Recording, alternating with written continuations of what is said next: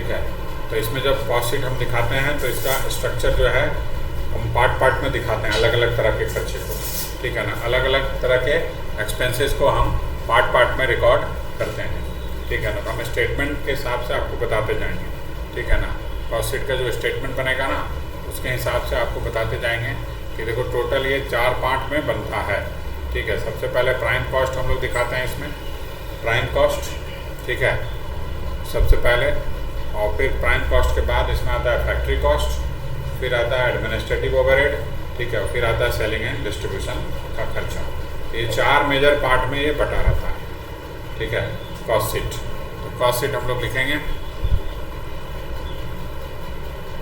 Column एकदम simple है, एक अमाउंट का कॉलम या मैक्सिमम 2 कॉलम अमाउंट का। कभी कभी हमको पर यूनिट में दिखाने बोल देता है क्वेश्चन में, तो पर यूनिट अगर डाटा मांग रहा है कि 1 यूनिट का कॉस्ट बताते जाओ सभी चीज़ का, ठीक है, तो हम 1 यूनिट का खर्चा भी साथ साथ में बताते जाएंगे, ठीक है। तो यहाँ पर हमारा टोटल मान लो आ गया और यहाँ हम पर यूनिट बना दिए,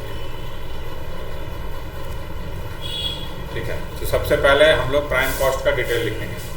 प्राइम कॉस्ट में सारे तरह के डायरेक्ट एक्सपेंसेज आते हैं, हम लोग पढ़े थे ये सब कि डायरेक्ट एक्सपेंसेस क्या होता है, ये हम लोग पढ़े हुए हैं, ठीक है ना। ऑलरेडी फर्स्ट क्लास में हम डिस्कस किए थे कि डायरेक्ट एक्सपेंसेस क्या होता है। तो जितने भी तरह के डायरेक्ट एक्सपेंसेस हैं उनको जोड़कर हम बोलते हैं प्राइम कॉस्ट। सारा डायरेक्ट एक्सपेंसेस जब जोड़ देंगे, ऐड कर देंगे, तो उसको हम लोग बोलेंगे प्राइम कॉस्ट, ठीक है। तो हमारा सबसे पहले आएगा रॉ मटेरियल कंज्यूम्ड,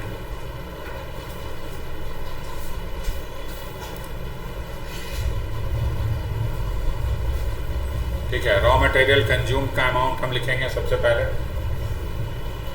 उसके बाद डायरेक्ट लेबर या डायरेक्ट वेजेज, डायरेक्ट लेबर या डायरेक्ट वेजेज, ठीक है। रॉ मटेरियल कंज्यूम कैसे निकलेगा अभी हम लोग इसका वर्किंग भी समझेंगे, how to calculate raw material consume, ठीक है। और डायरेक्ट वेजेज वगैरह हम कोई भी खर्चा लिखेंगे जो डायरेक्ट नेचर का है। उसके बाद डायरेक्ट एक्सपेंसेस, ठीक है, डायरेक्ट एक्सपेंसेस। उसके बाद आपका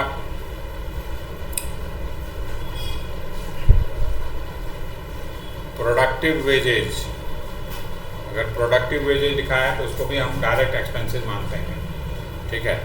उसके बाद आपका अदर डायरेक्ट एक्सपेंसेस, जो भी क्वेश्चन के हिसाब से अगर कोई और डायरेक्ट एक्सपेंसेस है तो वो सारा हम यहाँ पर लिखेंगे, ठीक है।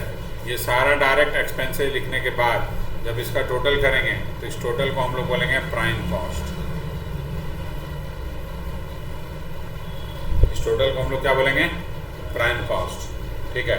तो total of direct expenses is known as prime cost, ठीक है।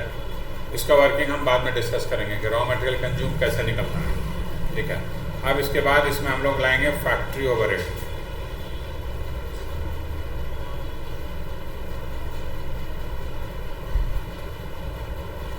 फैक्ट्री ओवरहेड, ठीक है ना। इसके बाद हम लोग इसमें लाएंगे फैक्ट्री ओवरहेड। तो फैक्ट्री ओवरहेड में क्या आएगा हमारा, जो हम लोग डिस्कस किए थे फर्स्ट क्लास में, जितना भी फैक्ट्री का खर्चा है ऑलरेडी लिस्ट हम दे चुके हैं सारा, ठीक है। जो भी आपका फैक्ट्री का खर्चा है वो सारा फैक्ट्री ओवरहेड में है, ठीक है। फैक्ट्री का रेंट, फैक्ट्री का इंश्योरेंस, फैक्ट्री का लाइटिंग, फैक्ट्री का क्या बोलते हैं बिजली बिल, इलेक्ट्रिसिटी बिल, फैक्ट्री का डिप्रिसिएशन, ठीक है। कोई फैक्ट्री में प्लांट यूज हो रहा है उसका डिप्रिसिएशन, मान लो प्लांट भाड़ा पे लेके आए हैं, hire charge of the plant and machinery, वो भी फैक्ट्री में चूंकि यूज हो रहा है इसलिए वो भाड़ा भी, hire charge of the plant and machinery भी फैक्ट्री ओवरहेड में आएगा। Repair and maintenance of factory building, repair and maintenance of plant and machinery, ठीक है, या repair and maintenance of tools and equipment, ठीक है। तो जो भी फैक्ट्री में यूज हो रहा है, ठीक है। उसी तरह आपका कोई फैक्ट्री का मैनेजर है, ठीक है, फुल टाइम वो फैक्ट्री में ही देता है, तो वो सारा हमारा फैक्ट्री ओवरहेड में आएगा, ठीक है। कोई सुपरवाइजर है जो पूरा का पूरा टाइम फैक्ट्री में ही देता है, ठीक है, होल टाइम वो फैक्ट्री में एंगेज है, उसको जो भी सैलरी दे रहे हैं हम, वो सुपरवाइजर ऑफ द फैक्ट्री हमारा उसका सारा खर्चा फैक्ट्री ओवरहेड में ही हम शो करेंगे, ठीक है। तो फैक्ट्री ओवरहेड हमारा क्या क्या आएगा, लिख लेते हैं हम लोग। फैक्ट्री का रेंट, फैक्ट्री का इंश्योरेंस, ठीक है, इलेक्ट्रिसिटी बिल, पावर, ठीक है, उसके बाद आपका repair and maintenance,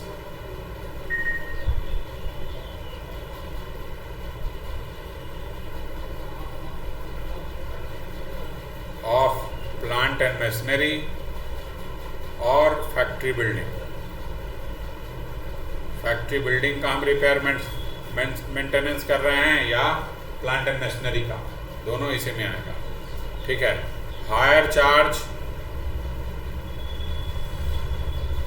charge paid for plant and machinery, जो प्लांट एंड मशीनरी हम फैक्ट्री में यूज कर रहे हैं उसका भाड़ा, हायर चार्ज, ठीक है। इनडायरेक्ट मटेरियल,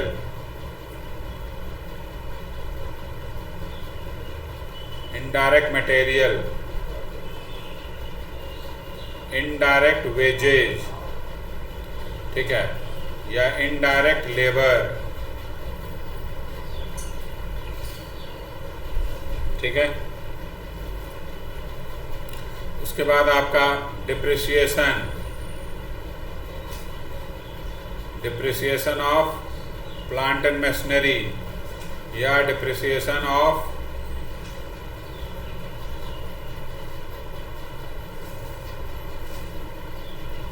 फैक्ट्री बिल्डिंग, ठीक है। तो ये सारा आपका पार्ट जो है, जो भी दिया हुआ है सारा खर्चा हम फैक्ट्री से रिलेटेड जो भी दिया रहेगा इस तरह का, ठीक है। हॉलेज, ठीक है हमारा, उसके बाद स्टोर्स, कंज्यूमेबल्स, ठीक है, ये सारा हमारा फैक्ट्री ओवरहेड का पार्ट है। सारा हम इसमें ऐड कर देंगे, जो प्राइम कॉस्ट निकला ऊपर उसमें ये सारा फैक्ट्री ओवरहेड ऐड हो जाएगा, ठीक है। जो प्राइम कॉस्ट हम ऊपर निकाले उसमें सारा फैक्ट्री ओवरहेड हम ऐड कर देंगे। तो जब सारा फैक्ट्री ओवरहेड ऐड हो जाएगा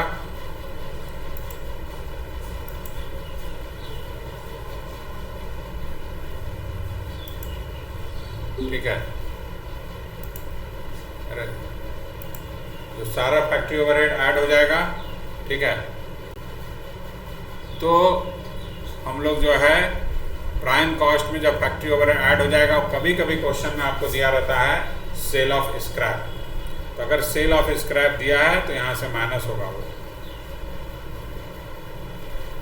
सेल ऑफ स्क्रैप अगर दिया है तो स्क्रैप किसका, जो स्टोर्स या कंज्यूमेबल फैक्ट्री में यूज हो रहा है वो स्क्रैप। स्क्रैप किसका, स्टोर और मटेरियल या कंज्यूमेबल्स यूज्ड इन फैक्ट्री, जो फैक्ट्री में निकल रहा है स्क्रैप, ठीक है ना, उसको अगर हम बेच रहे हैं, ये सारा माइनस हो जाएगा, ये ऐड हो जाएगा, वो माइनस हो जाएगा, इसको हम प्राइम कॉस्ट में ऐड कर देंगे, ठीक है। ये सारा ऐड होगा, यहाँ जितना भी लिस्टिंग किए हैं ये सारा ऐड होगा, और खाली सेल ऑफ स्क्रैप जो है वो माइनस करेंगे हम लोग, ठीक है। सेल ऑफ स्क्रैप माइनस हो रहा है, बस ये सारा माइनस करने के बाद आपके पास आएगा फैक्ट्री कॉस्ट, प्लस और माइनस करने के बाद फैक्ट्री कॉस्ट। फैक्ट्री कॉस्ट को ही दूसरे वर्ड में हम लोग वर्क कॉस्ट बोलते हैं, ठीक है। फैक्ट्री कॉस्ट को ही दूसरे वर्ड में वर्क कॉस्ट बोलते हैं। ये लिखा हुआ है क्या तुम लोग का कॉपी में? बता दिए थे ऑलरेडी, हैं? कब बताएं? ओह, चैप्टर तुम लोग किया हुआ है या पढ़ा हुआ है क्या चैप्टर? तुम भी पढ़ा हुआ है जी?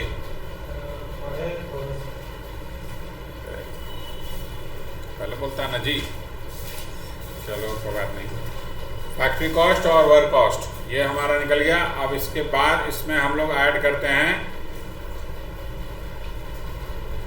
ओपनिंग वर्क इन प्रोग्रेस, और माइनस करेंगे closing work in progress.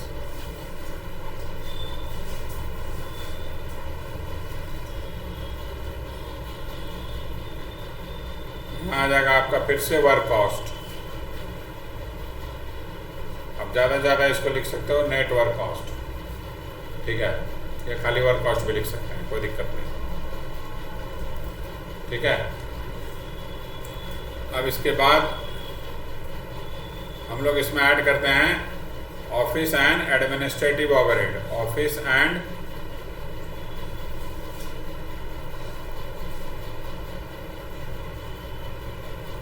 Administrative overhead, ठीक है। Office and administrative overhead add करेंगे इसमें। तो ऑफिस एंड एडमिनिस्ट्रेटिव ओवरहेड में हम लोग ऑफिस का खर्चा जो भी है वो लिखते हैं, ऑफिस का जो भी खर्च है, ठीक है ना। जैसे कि ऑफिस का रेंट, ऑफिस का रेंट, ठीक है ना।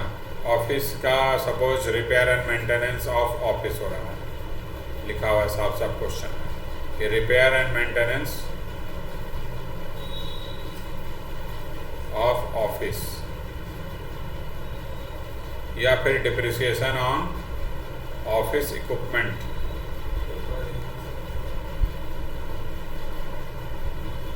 ठीक है। पोस्टेज,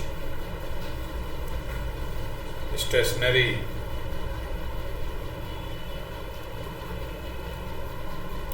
ठीक है, पोस्टेज, स्टेशनरी। उसके बाद आपका पेपर, इंक, इस टाइप का चीज़ जो है जनरली ऑफिस में यूज होता है, ठीक है। उसके बाद salary of office staff, office का स्टाफ का सैलरी केवल यहाँ लिखना है आपको, या ऑफिस स्टाफ या ऑफिस का मैनेजर जो भी है, ठीक है, तो वो आपको ऑफिस एंड एडमिनिस्ट्रेटिव ओवरहेड में लिखना है।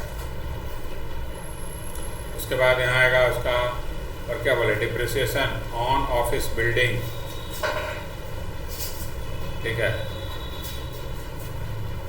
ऑफिस बिल्डिंग का डिप्रिसिएशन, ठीक है। इस तरह का मान लो कोई जनरल एक्सपेंसेस दिया है,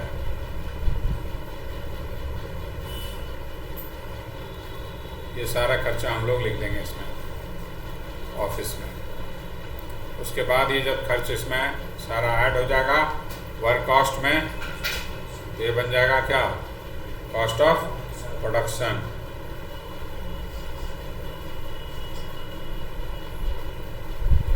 कॉस्ट ऑफ प्रोडक्शन, ठीक है।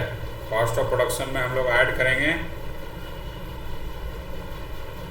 Opening stock of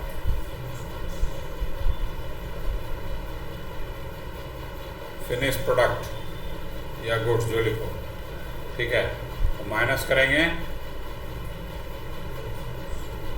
closing stock of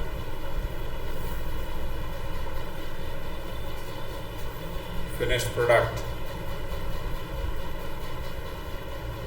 ठीक है, समझ गए बात।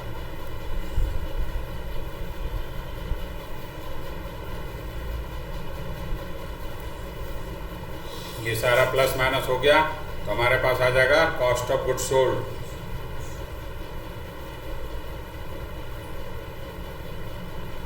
क्या आ गया, कॉस्ट ऑफ गुड्स सोल्ड। अब कॉस्ट ऑफ गुड्स सोल्ड में हम लोग क्या करेंगे, सेलिंग एंड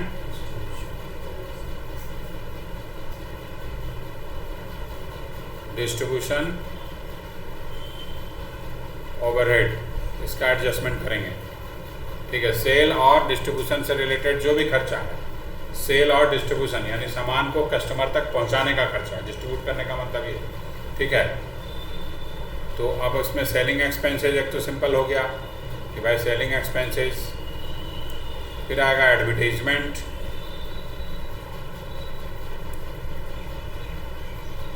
फिर आएगा आपका सेल्स प्रमोशन एक्सपेंसेस, ठीक है, और फिर आपका सेल्स मैनेजर का salary, sales manager salary, salesman salary,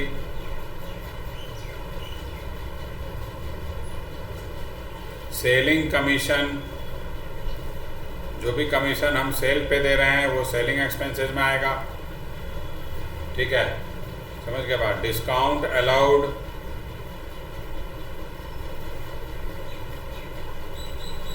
ये सारा हमारा सेल्स में आएगा। और भी आएगा जैसे डिलीवरी करने का खर्चा, डिलीवरी एक्सपेंसेस,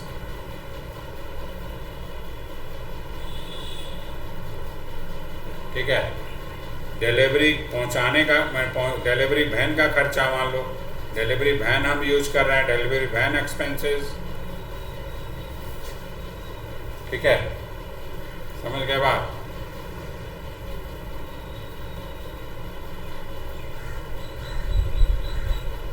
क्लियर। तो ये सारा आपका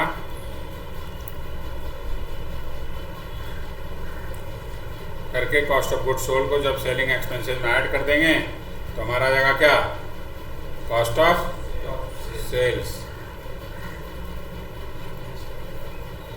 कॉस्ट ऑफ सेल्स में क्या ऐड करेंगे, प्रॉफिट, तो ये आ जाएगा आपका क्या, सेल्स। और ये जो कॉलम है सेकंड वाला कॉलम वो पर यूनिट है, वहाँ क्या इसे ध्यान रखना है, बहुत इंपॉर्टेंट पॉइंट हम बताने जा रहे हैं। आप मान लीजिए क्वेश्चन में दिया हुआ लिखने का जरूरत नहीं है आप लोगों को, फिर से लिखना है, लिखना है जी, लिख लो, जिसको लिखना है भाई लिख लो, जिसको नहीं लिखना है हम सारा वर्किंग अब बताएंगे, पहले सारा स्टेटमेंट लिख लो जल्दी। और ऊपर सिंपल सा कॉस्ट शीट एक स्टेटमेंट है जिसमें हम टोटल कॉस्ट का ब्रेकअप दिखाते हैं, यही इसका स्टेटमेंट है, ठीक है। Cost sheet is a statement in which total cost of the product and sale price mention किया जाता है, ठीक है। टोटल कॉस्ट में हम ब्रेकअप बताते हैं हर तरह का कॉस्ट, जो डायरेक्ट खर्चा है वो भी दिखाते हैं, इनडायरेक्ट कॉस्ट उसको 4 मेजर हेड में डिवाइड कर दिया जाता है। पहला प्राइम कॉस्ट, दूसरा आपका फैक्ट्री ओवरहेड, तीसरा आपका ऑफिस एंड एडमिनिस्ट्रेशन ओवरहेड और चौथा आपका selling and distribution overhead. 4 major head में हम पूरे कॉस्ट को दिखाते हैं, ठीक है। जल्दी से लिखो, ये ले लो जी, तुम इसको दे देना जी, ये अकाउंट्स का नोट्स है।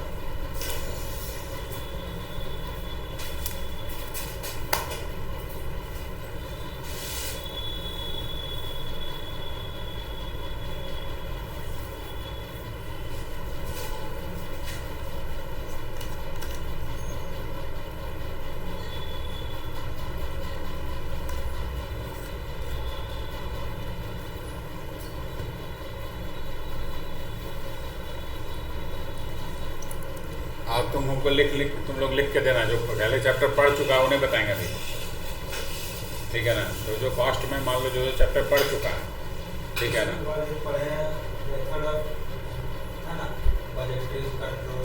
मार्जिनल कॉस्टिंग पढ़ा है, तीनों पढ़ लिया, ठीक है। और बीच में कुछ नहीं पढ़ा है, इसके बाद डायरेक्ट वो पढ़ा है, ठीक है। तो इसीलिए हमको मालूम रहेगा तो हमको ठीक रहेगा ना, क्या पढ़ाना है, कि पहले जो छूटा हुआ चैप्टर है उसको कंप्लीट करेंगे ना, और जो हो गया था, जो हो चुका है तो बाद में भी रिवीजन में हो जाएगा। मार्जिनल चैप्टर तुम्हारा हो गया है, स्टैंडर्ड भी हो गया है, बजट भी हो गया, तो मैनेजमेंट अकाउंटिंग वाला बुक है ग्रुप 2 वाला, ये 3 चैप्टर एकदम सेम है। क्वेश्चन थोड़ा अलग है, कोई दिक्कत नहीं, उससे ट्राई करना शुरू करो क्वेश्चन मैनेजमेंट अकाउंटिंग में, जो नहीं बनता है वो हमसे पूछो, ठीक है ना, क्योंकि चैप्टर सेम है। जो थोड़ा बड़ा क्वेश्चन है उसमें कोई दिक्कत नहीं, जो नहीं समझ में आएगा हम बताएंगे, ठीक है ना, लेकिन उसको ट्राई करना शुरू करो, कॉन्सेप्ट सेम है, बेसिक क्वेश्चन तो सेम है ना, ठीक है।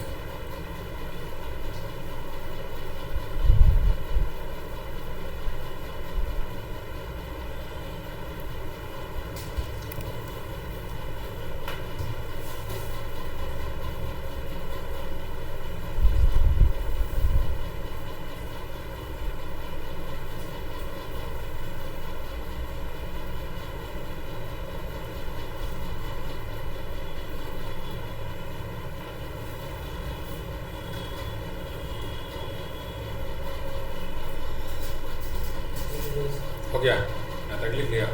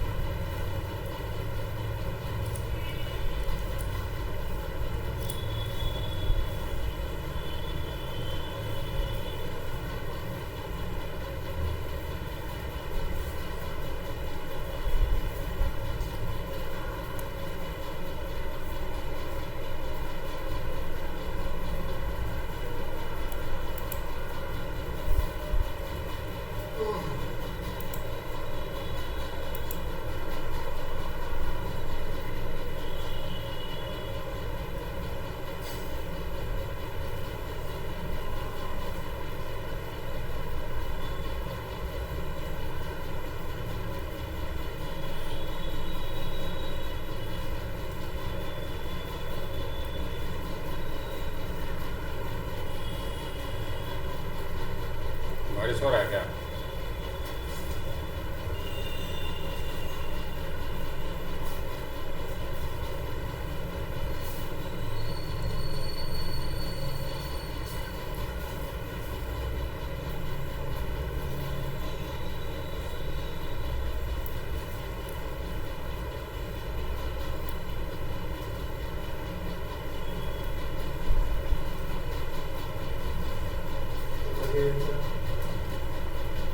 नीचे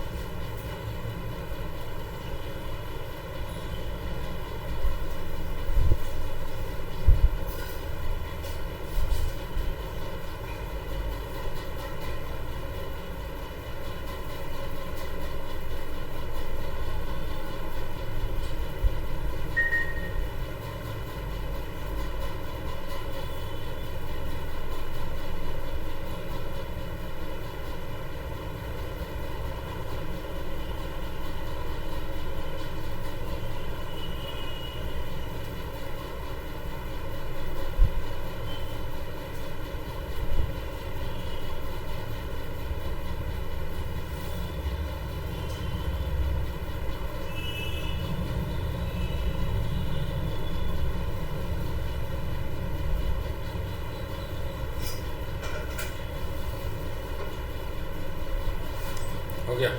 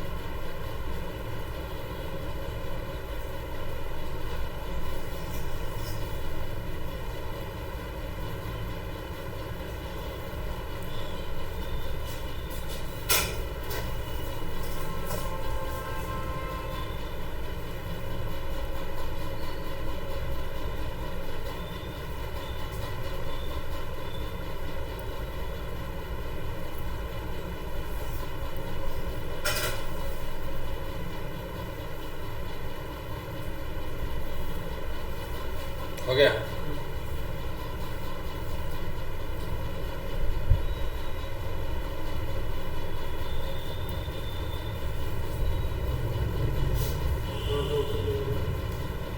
और ऊपर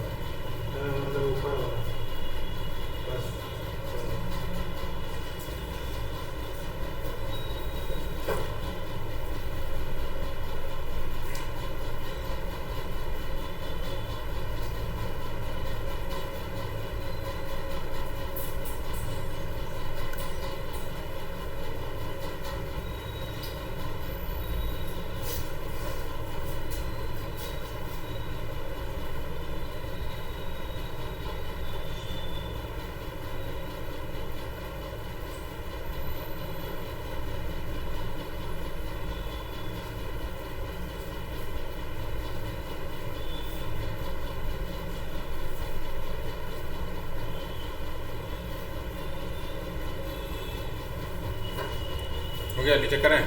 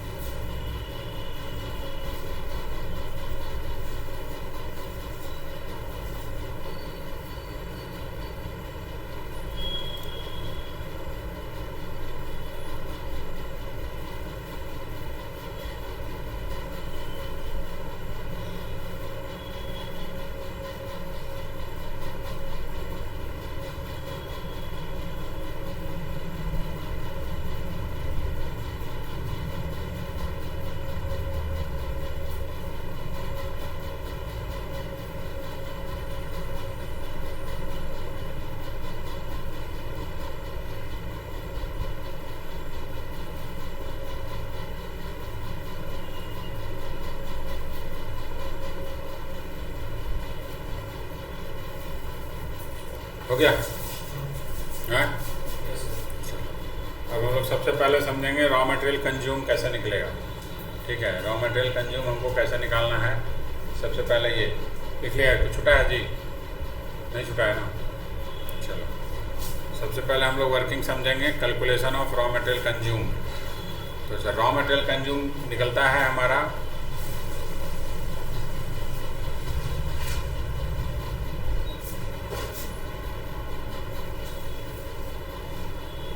रॉ मटेरियल कंज्यूम।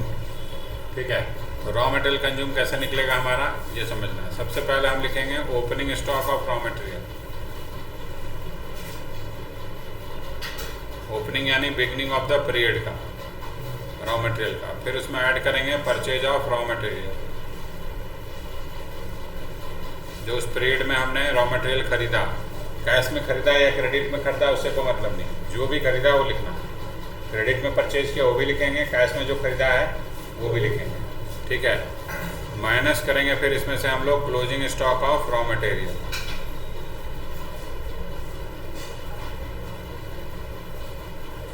ये सारा प्लस माइनस करेंगे तो रॉ मटेरियल कंज्यूम आ जाएगा आपका।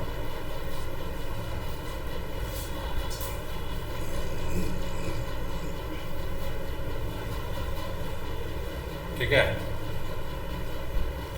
लेकिन कभी कभी हमको परचेज ऑफ मटेरियल भी डायरेक्ट नहीं दिया रहता क्वेश्चन में, ठीक है। ये तो परचेज डायरेक्ट दे दिया, सिंपल क्वेश्चन है, ठीक है ना, कुछ उसमें नहीं लिखा है, purchase of raw material direct दिया हुआ है, ठीक है। तो हम ओपनिंग स्टॉक में ऐड किए परचेज, माइनस कर दिए क्लोजिंग स्टॉक, तो रॉ मटेरियल हमारा कंजम्पशन निकल गया। लेकिन मान लो कि हमको परचेज रॉ मटेरियल परचेज निकालना पड़ रहा है, purchase cost of raw material, sorry purchase cost of raw material, raw material का परचेज कॉस्ट क्या होगा ये हमें निकालना पड़ रहा है, डायरेक्टली नहीं है क्वेश्चन में, इन्फॉर्मेशन कुछ दिया है, ठीक है ना, लेकिन पूरा वैल्यू डायरेक्ट नहीं है।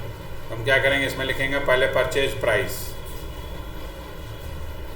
परचेज प्राइस हमारा रॉ मटेरियल का क्या है, फिर उसमें ऐड करेंगे, मान लो परचेज करने के लिए हमको कैरेज या फ्रेट पे करना पड़ा, कैरेज और फ्रेट, ठीक है, on raw material purchase, raw material purchase से रिलेटेड हमारा कैरेज और फ्रेट दिया हुआ है क्वेश्चन में, तो वो हम ऐड कर देंगे, ठीक है। फिर ऐड करेंगे जितने भी नॉन रिफंडेबल टैक्सेज हम पे कर रहे हैं, ऐसा टैक्स जो आपको रिफंड नहीं होगा,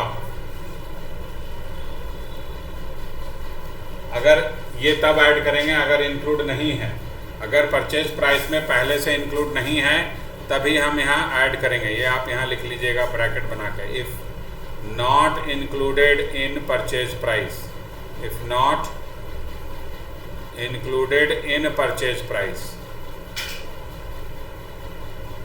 अगर ये परचेज प्राइस में नहीं इंक्लूड है तब हम ऐड कर देंगे, अगर ऑलरेडी पहले से इंक्लूड है तो क्यों ऐड करेंगे, समझ रहे हैं बात ना। अगर नहीं इंक्लूड है, अलग अलग दिया है क्वेश्चन में और साफ साफ लिखा है कि ये इंक्लूड नहीं है, तो हम नॉन रिफंडेबल टैक्स जो परचेज करते समय रॉ मटेरियल को खरीदते समय जो हम नॉन रिफंडेबल टैक्स पे कर रहे हैं वो सारा इसमें ऐड हो जाएगा, ठीक है। उसके बाद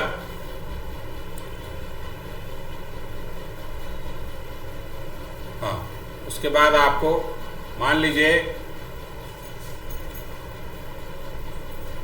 परचेज करते समय आपको ट्रेड डिस्काउंट मिल रहा है,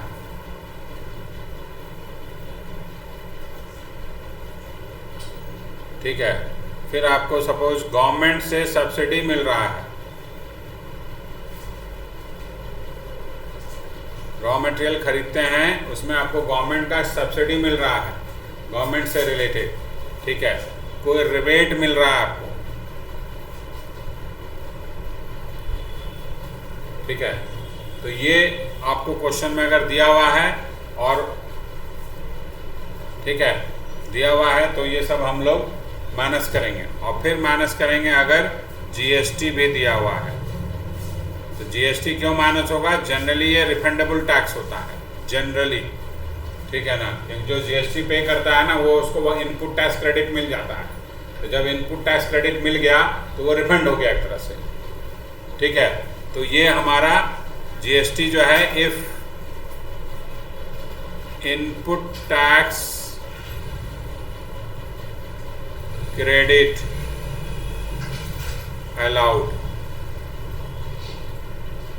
ठीक है, अगर इनपुट टैक्स क्रेडिट अलाउड है तो हम उसको जो है माइनस कर देंगे, ठीक है। और ये मान करके माइनस करेंगे कि ये पहले से इंक्लूड है परचेज प्राइस में, ठीक है ना, तभी माइनस होगा, नहीं तो नहीं। अगर परचेज प्राइस में इंक्लूड नहीं है, ठीक है, पहले से, और तब हम माइनस नहीं करेंगे, ठीक है ना।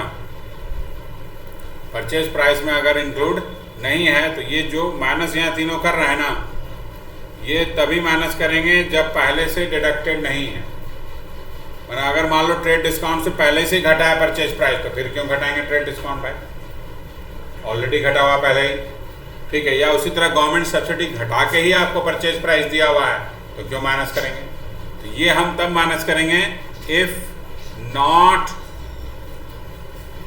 ठीक है, sorry, if not deducted from purchase price, अगर ये परचेज प्राइस से पहले से ही नहीं घटा हुआ है तब माइनस करेंगे, अगर पहले से घटा हुआ है तो माइनस नहीं करेंगे, क्योंकि ऑलरेडी घटा हुआ है तो फिर से क्यों माइनस करेंगे भाई। गवर्नमेंट सब्सिडी घटा के ही आपको परचेज प्राइस दिया हुआ है, ठीक है, तो हम नहीं माइनस करेंगे। लेकिन ऐसा नहीं किया है तो हम माइनस करेंगे, ठीक है। ये सारा प्लस माइनस करने के बाद आपके पास आएगा cost of purchase, raw material का cost of purchase,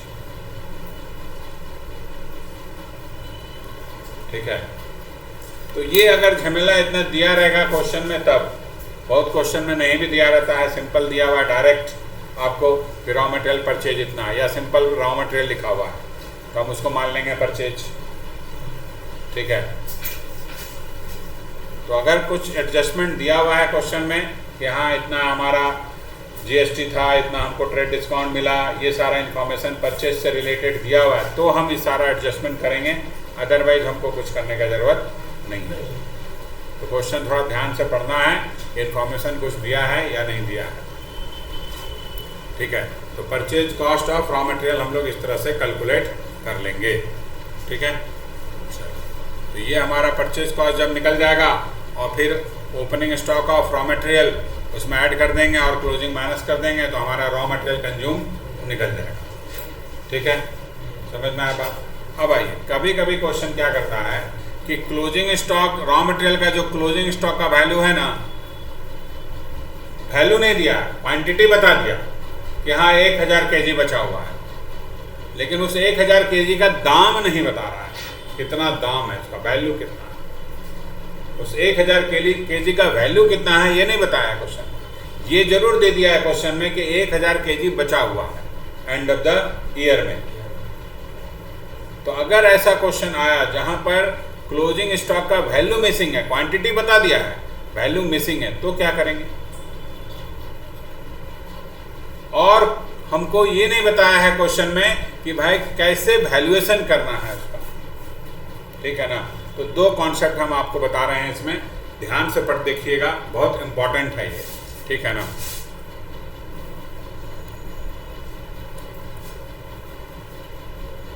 valuation of closing stock of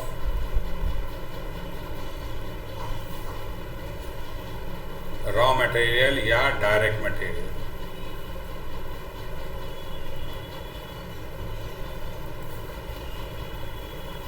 बहुत इंपॉर्टेंट है, अगर कभी कभी किसी क्वेश्चन में आपको ऐसा पॉइंट मिलेगा, ठीक है ना। जनरल क्वेश्चन में नहीं मिलेगा, जनरली दिया रहता है क्लोजिंग स्टॉक का वैल्यू डायरेक्ट, तो दिया है तो कोई दिक्कत ही नहीं दिया है तब आपको ध्यान में रखना है, ठीक है। क्या करना है, पहला पॉइंट, ठीक है, कि अगर मेथड मेंशन नहीं दिया है कि किस मेथड से उस रॉ मटेरियल का हमको वैल्यू करना है, closing stock of raw material का वैल्यूएशन किस मेथड से होगा, ये क्वेश्चन में नहीं दिया हुआ है, ठीक है।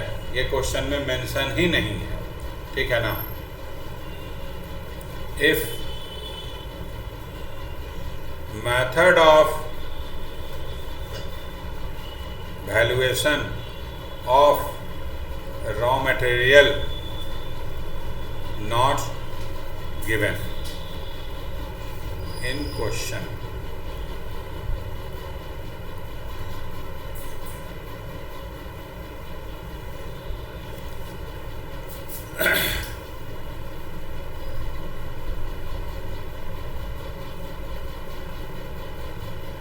if method of valuation of raw material not given in question, question में अगर वैल्यूएशन नहीं का मेथड नहीं दिया है, किस तरह से वैल्यूएशन करना है, ठीक है। तो इस केस में हम लोग क्या करेंगे, अप्लाई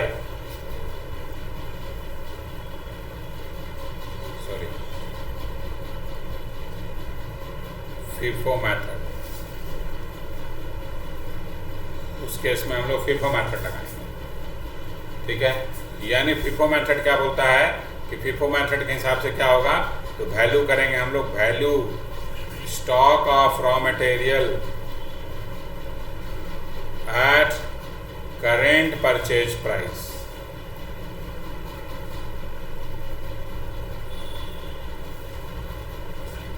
करेंट परचेज प्राइस पे हम कर लेंगे, यानी जो नया रॉ मटेरियल खरीदे हैं उस जिस प्राइस पे खरीदे उसको उसी प्राइस पे हम क्लोजिंग स्टॉक का भी वैल्यूएशन कर देंगे।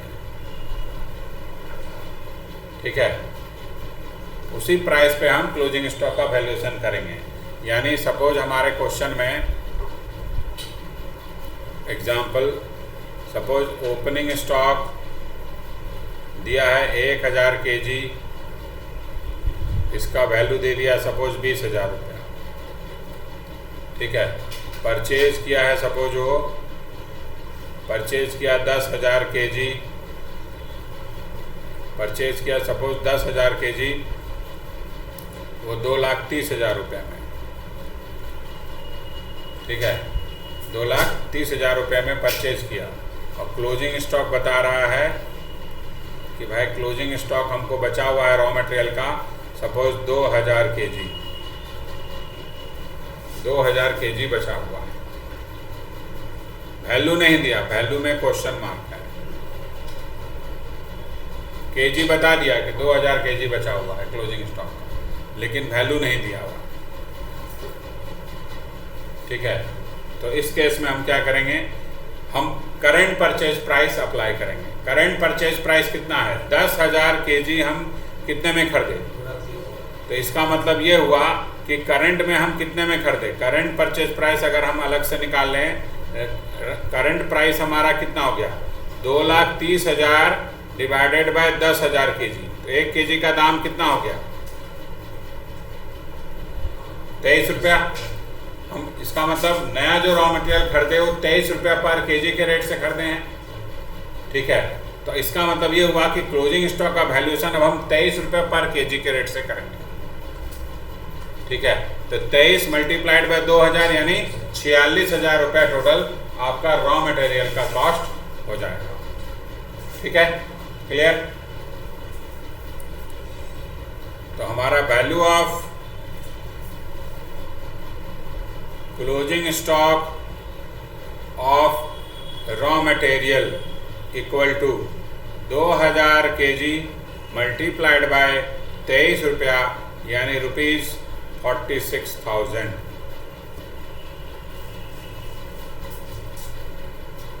ठीक है,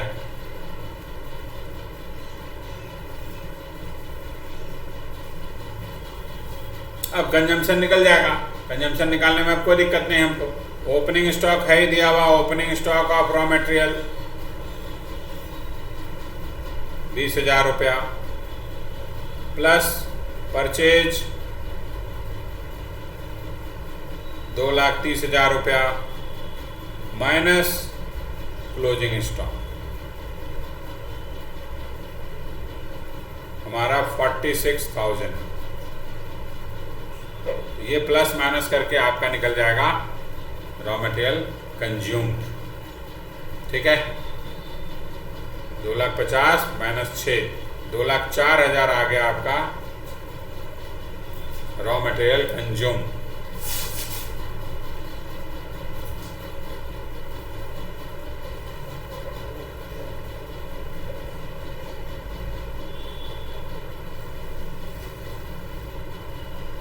ठीक है,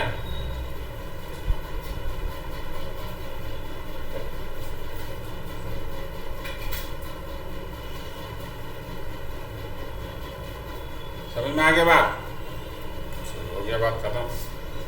तो एक पार्ट ये हो गया जब मेथड नहीं दिया है।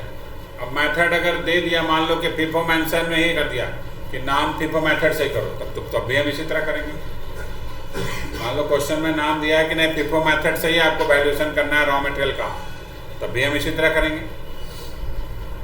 ठीक है, लेकिन अगर बोलेगा कि नहीं, अगर मेंशन कर दिया कि नहीं आपको जो है वेटेड एवरेज मेथड से प्राइस वैल्यू क्वेश्चन में लिख दिया, value closing stock of raw material at average price.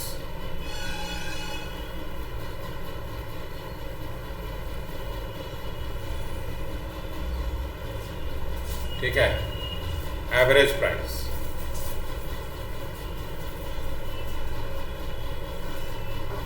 ठीक है,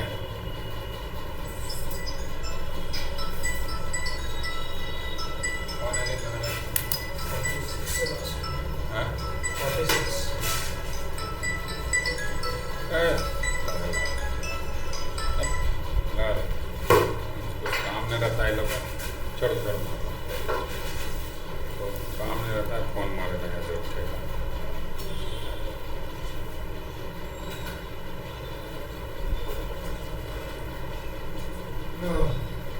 समझ में आया बात? ठीक है। अब मान लीजिए एवरेज प्राइस बोल रहा है, तो एवरेज प्राइस में हम लोग पहला लेंगे वेटेड एवरेज प्राइस।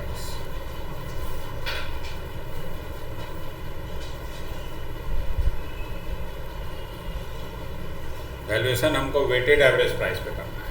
कैसे निकालेंगे? एकदम सिंपल है, हम सेम एग्जांपल से ही आपको समझाएंगे, ठीक है?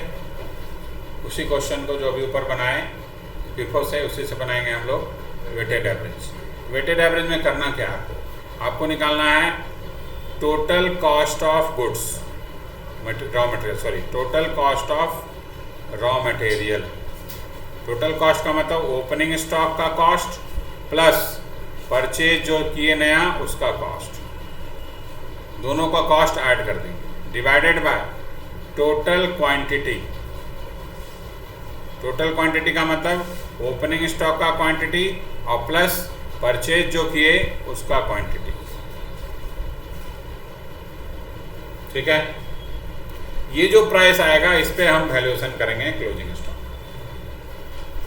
तो अब जो उस ऊपर वाला जो एग्जांपल है उसी को अगर हम सॉल्व करें, ठीक है, जो पहला एग्जांपल दिए थे सेम एग्जांपल, उसी को अगर हम सॉल्व करें तो क्या आएगा हमारा? ओपनिंग स्टॉक 1000 kg 20,000 रुपया और परचेज किए 10,000 kg 2,30,000 में। तो हम वेटेड एवरेज प्राइस हम लोग अगर निकालते हैं उसके, वेटेड एवरेज प्राइस पहले निकालेंगे। वेटेड एवरेज प्राइस अगर हम लोग कैलकुलेट करते हैं तो हमारा ओपनिंग स्टॉक का वैल्यू दिया हुआ है 20,000 रुपया और जो परचेज किए उसका दिया है 2,30,000 रुपया। दोनों मिलाकर टोटल कॉस्ट हो गया 2,50,000, ठीक है? और जो ओपनिंग स्टॉक का क्वांटिटी था वो 1000 kg था और जो नया खरीदे हैं वो 20,000 kg है, नहीं सॉरी 10,000 kg, 10,000 kg। टोटल आपका केजी हो गया 11,000, 2,50,000 डिवाइडेड बाय 11,000 कितना आएगा पर केजी कॉस्ट? 22.72 रुपया पर केजी दाम आ गया, ठीक है? तो अब हम इस प्राइस पे क्लोजिंग स्टॉक का वैल्यूएशन कर देंगे। Closing stock of raw material हो जाएगा हमारा, ठीक है? Closing stock of raw material का वैल्यू आ जाएगा हमारे पास 2000 kg बचा हुआ है, रॉ मटेरियल का दिया हुआ था क्वेश्चन में कि 2000 kg बचा हुआ है। तो इस प्राइस पे हम उसका वैल्यूएशन करेंगे। वेटेड एवरेज प्राइस अगर क्वेश्चन में लिख देगा कि भाई वेटेड एवरेज प्राइस पे आप वैल्यूएशन कीजिए, ठीक है?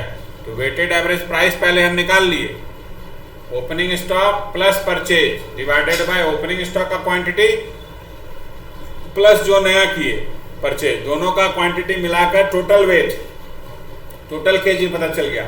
टोटल केजी उसको टोटल कॉस्ट को टोटल नंबर ऑफ केजी से डिवाइड करेंगे तो वेटेड एवरेज प्राइस निकल के आ जाएगा।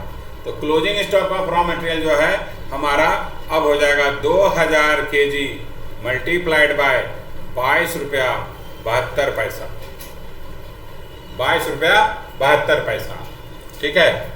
तो मल्टीप्लाई कर दीजिए, 2000 मल्टीप्लाइड बाय 22 रुपया 72 पैसा कितना आ गया? 45,440 रुपया आपका closing stock of raw material का वैल्यू हो गया, ठीक है?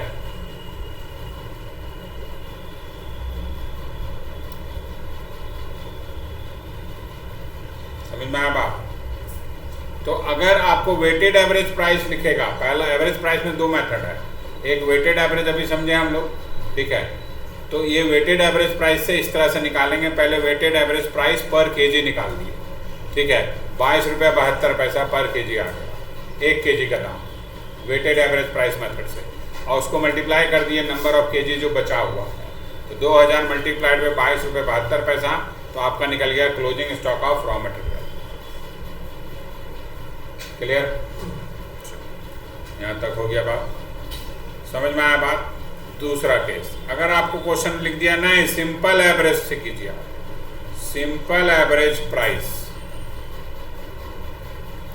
सिंपल एवरेज प्राइस में क्या करना होगा आपको, ठीक है, सिंपल एवरेज प्राइस में कि जो प्राइस दिया है ना, ओपनिंग स्टॉक का प्राइस कितना हो जाएगा। देखिए जरा क्वेश्चन में हम लोग आते हैं वापस। 1000 केजी का दाम कितना लिखा, तो 1 केजी का दाम कितना, 1000 केजी का अगर 20,000 रुपया है तो 1 केजी का कितना है, 1 केजी का कितना 20 रुपया। 2000 कैसे होगा जी, ठीक है, 20 रुपया में होगा, 20,000 को डिवाइड करेगा 1000 से तो 20 रुपया में आएगा, तो 20 रुपया 1 केजी का दाम। और जो नया खरीदे उसका 1 केजी का दाम कितना था, 23 रुपया, ये हम लोग निकाले थे अभी। तो 20 रुपया ओपनिंग स्टॉक का पर केजी कॉस्ट है, और जो नया खरीदे उसका पर केजी कॉस्ट कितना, 23 रुपया। तो हम ये दोनों प्राइस को ऐड कर देंगे। हम यहाँ क्या करेंगे, ओपनिंग स्टॉक प्राइस, ठीक है, प्लस परचेज प्राइस, ठीक है, ओपनिंग स्टॉक का प्राइस और परचेज प्राइस को ऐड करेंगे और डिवाइडेड बाय 2, तो हमारा सिंपल एवरेज प्राइस निकल जाएगा। ठीक है, समझ में आया बात। तो अब सिंपल एवरेज प्राइस हम लोग इस क्वेश्चन में अगर निकालें तो हमारा ओपनिंग स्टॉक का प्राइस था कितना, 20 रुपया। सिंपल एवरेज प्राइस अगर इस क्वेश्चन के लिए हम लोग निकालें तो हमारा ओपनिंग स्टॉक का प्राइस था 20 रुपया, और जो नया परचेज किया उसका प्राइस है 23 रुपया। 20 + 23 डिवाइडेड बाय 2, तो 43 डिवाइडेड बाय 2 कितना आ गया, 21.5 आ गया पर केजी। इसका मतलब हम जो है 21 रुपये 50 पैसा पर केजी के बेसिस पे क्लोजिंग स्टॉक का वैल्यूएशन करेंगे। ठीक है, तो अब हमारा closing stock of raw material कितना हो जाएगा,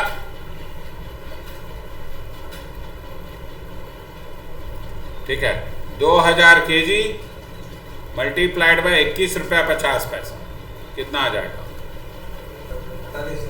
43,000। ठीक है, तो क्वेश्चन आपको ध्यान से पढ़ना है कि भाई क्लोजिंग स्टॉक का अगर वैल्यू दिया ही हुआ है तब तो ये वर्किंग का जरूरत ही नहीं है हमको।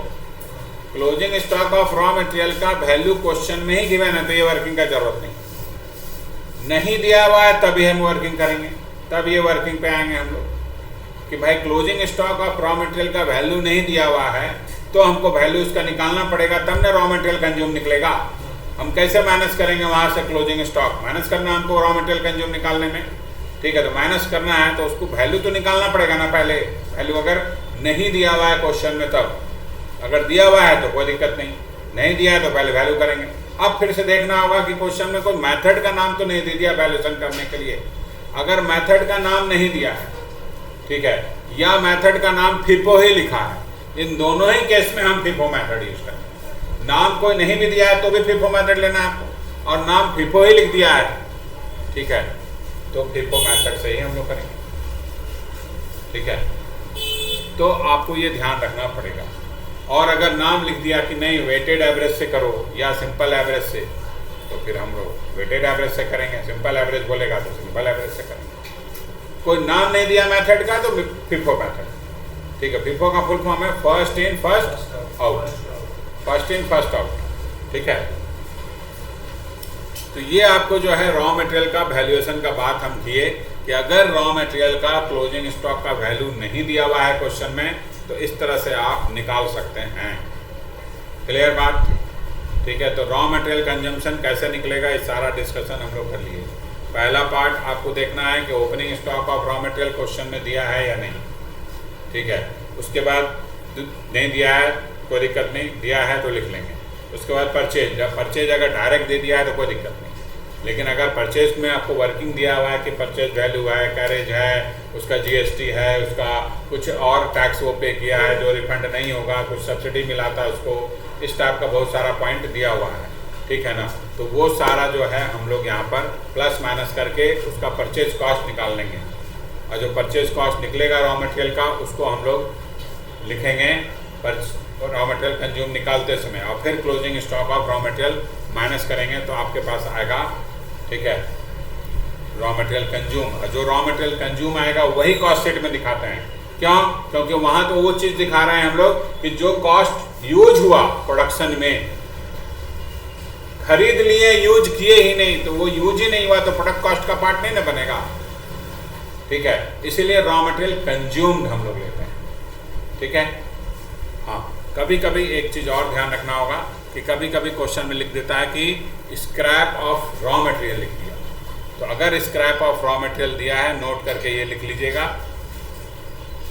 ठीक है, scrap value of raw material, scrap value of raw material. ठीक है, तो scrap value of raw material को क्या करेंगे हम लोग, रॉ मटेरियल कंज्यूम निकालते समय माइनस कर देंगे अगर दिया हुआ है तो। ठीक है, तो इसको हम लोग डिडक्ट कर देंगे, डिडक्ट हो जाएगा ये, डिडक्ट फ्रॉम, डिडक्ट करेंगे to calculate raw material consume. ठीक है, जब रॉ मटेरियल कंज्यूम करेंगे निकालते समय इसको माइनस कर, लेकिन scrap value of raw material लिखना चाहिए। खाली स्क्रैप वैल्यू लिखा रहेगा तो फैक्ट्री ओवरहेड में घटाएंगे या नहीं घटाएंगे, ये ध्यान से देखना होगा। Scrap value of raw material लिखा होना चाहिए। खाली स्क्रैप वैल्यू लिखा है तो कहाँ घटाएंगे, फैक्ट्री ओवरहेड में। ठीक है, scrap value of raw material लिखा है तो हम यहाँ माइनस करेंगे, तब यहाँ से माइनस करेंगे, डिडक्ट करेंगे to find raw material consume. ठीक है, तो ये आपका निकल गया रॉ मटेरियल कंज्यूम का। बात हम लोग डिटेल में कर लिए। अब आइए नेक्स्ट पार्ट जो है इसका। ठीक है, कि जो भी खर्चा दिया जाता है, डायरेक्ट एक्सपेंसेस हो चाहे इनडायरेक्ट एक्सपेंसेस। अब मान लो जैसे कि दिया है डायरेक्ट वेजेस 5000, फिर उसी के नीचे लिख दिया कि अनपेड वेजेस 2000 दिया हो सकता है क्वेश्चन, अनपेड वेजेस 2000। तो अब क्या करेंगे हम, पेड वाला वेजेस लेंगे, यहाँ खर्चा में क्या दिखाएंगे, पेड वेजेस दिखाएंगे कि अनपेड जो है उसको भी दिखाएंगे, दोनों दिखाएंगे। सही बात है, दोनों दिखाएंगे, क्योंकि जो अनपेड है वो तो इनकर्ड हुआ ना, खर्च हमको देना है, हम दिए नहीं, बस अंतर तो इतना ही है ना, इसीलिए वो भी कॉस्ट ऑफ प्रोडक्शन का पार्ट यानी कॉस्ट शीट में दिखाएंगे हमको। अनपेड वेजेस जो भी रहेगा वो भी कॉस्ट शीट में दिखाना पड़ेगा आपको। क्लियर? तो ये हम लोग एक्सपेंसेस में कुछ बातें कर लेते हैं छोटा छोटा। ठीक है, ये कॉन्सेप्ट दोनों जगह लगेगा, डायरेक्ट एक्सपेंसेज हो चाहे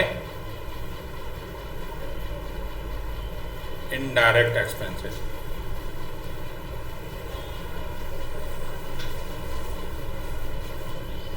आपको expenses incurred during the production period, जो जिस प्रोडक्शन पीरियड के लिए आप दिखा रहे हो expenses incurred during the production period, उस पीरियड का सारा खर्चा आपको लेना है। ठीक है, हम एक्सपेंसेस पेड लेंगे, उसमें अगर अनपेड दिया है तो ऐड कर देंगे,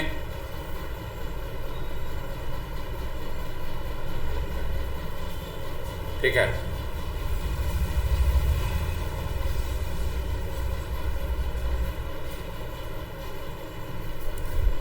ऐड कर देंगे अनपेड एक्सपेंसेस,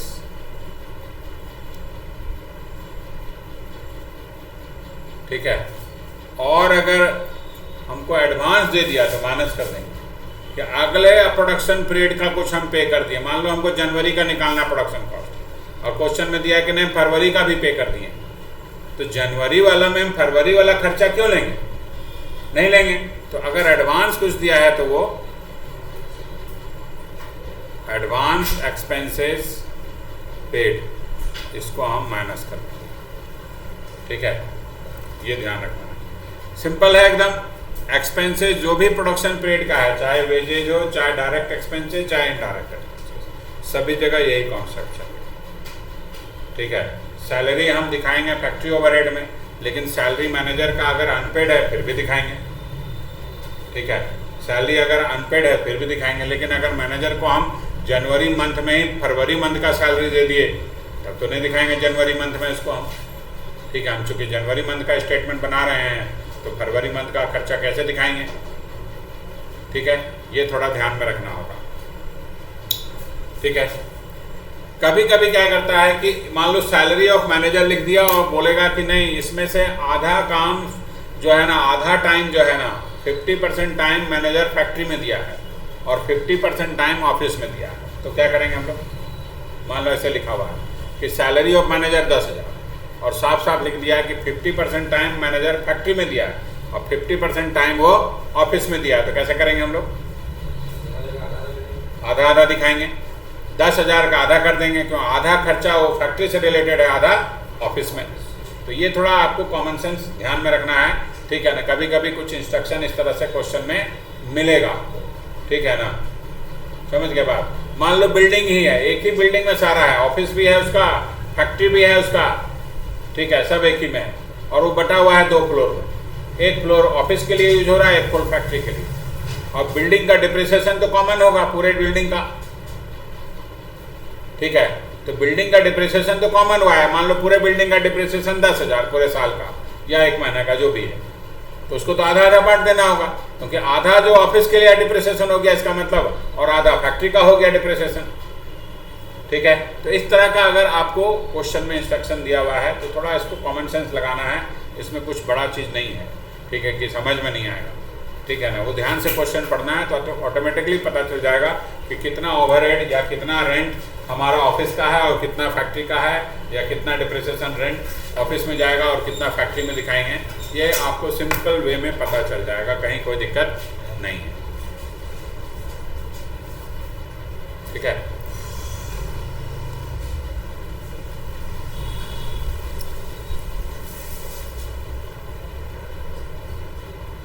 क्लियर? तो ये हो गया हमारा एक्सपेंसेस का बात हम लोग कर लिए। मेन हमको समझना था पेड, अनपेड और एडवांस।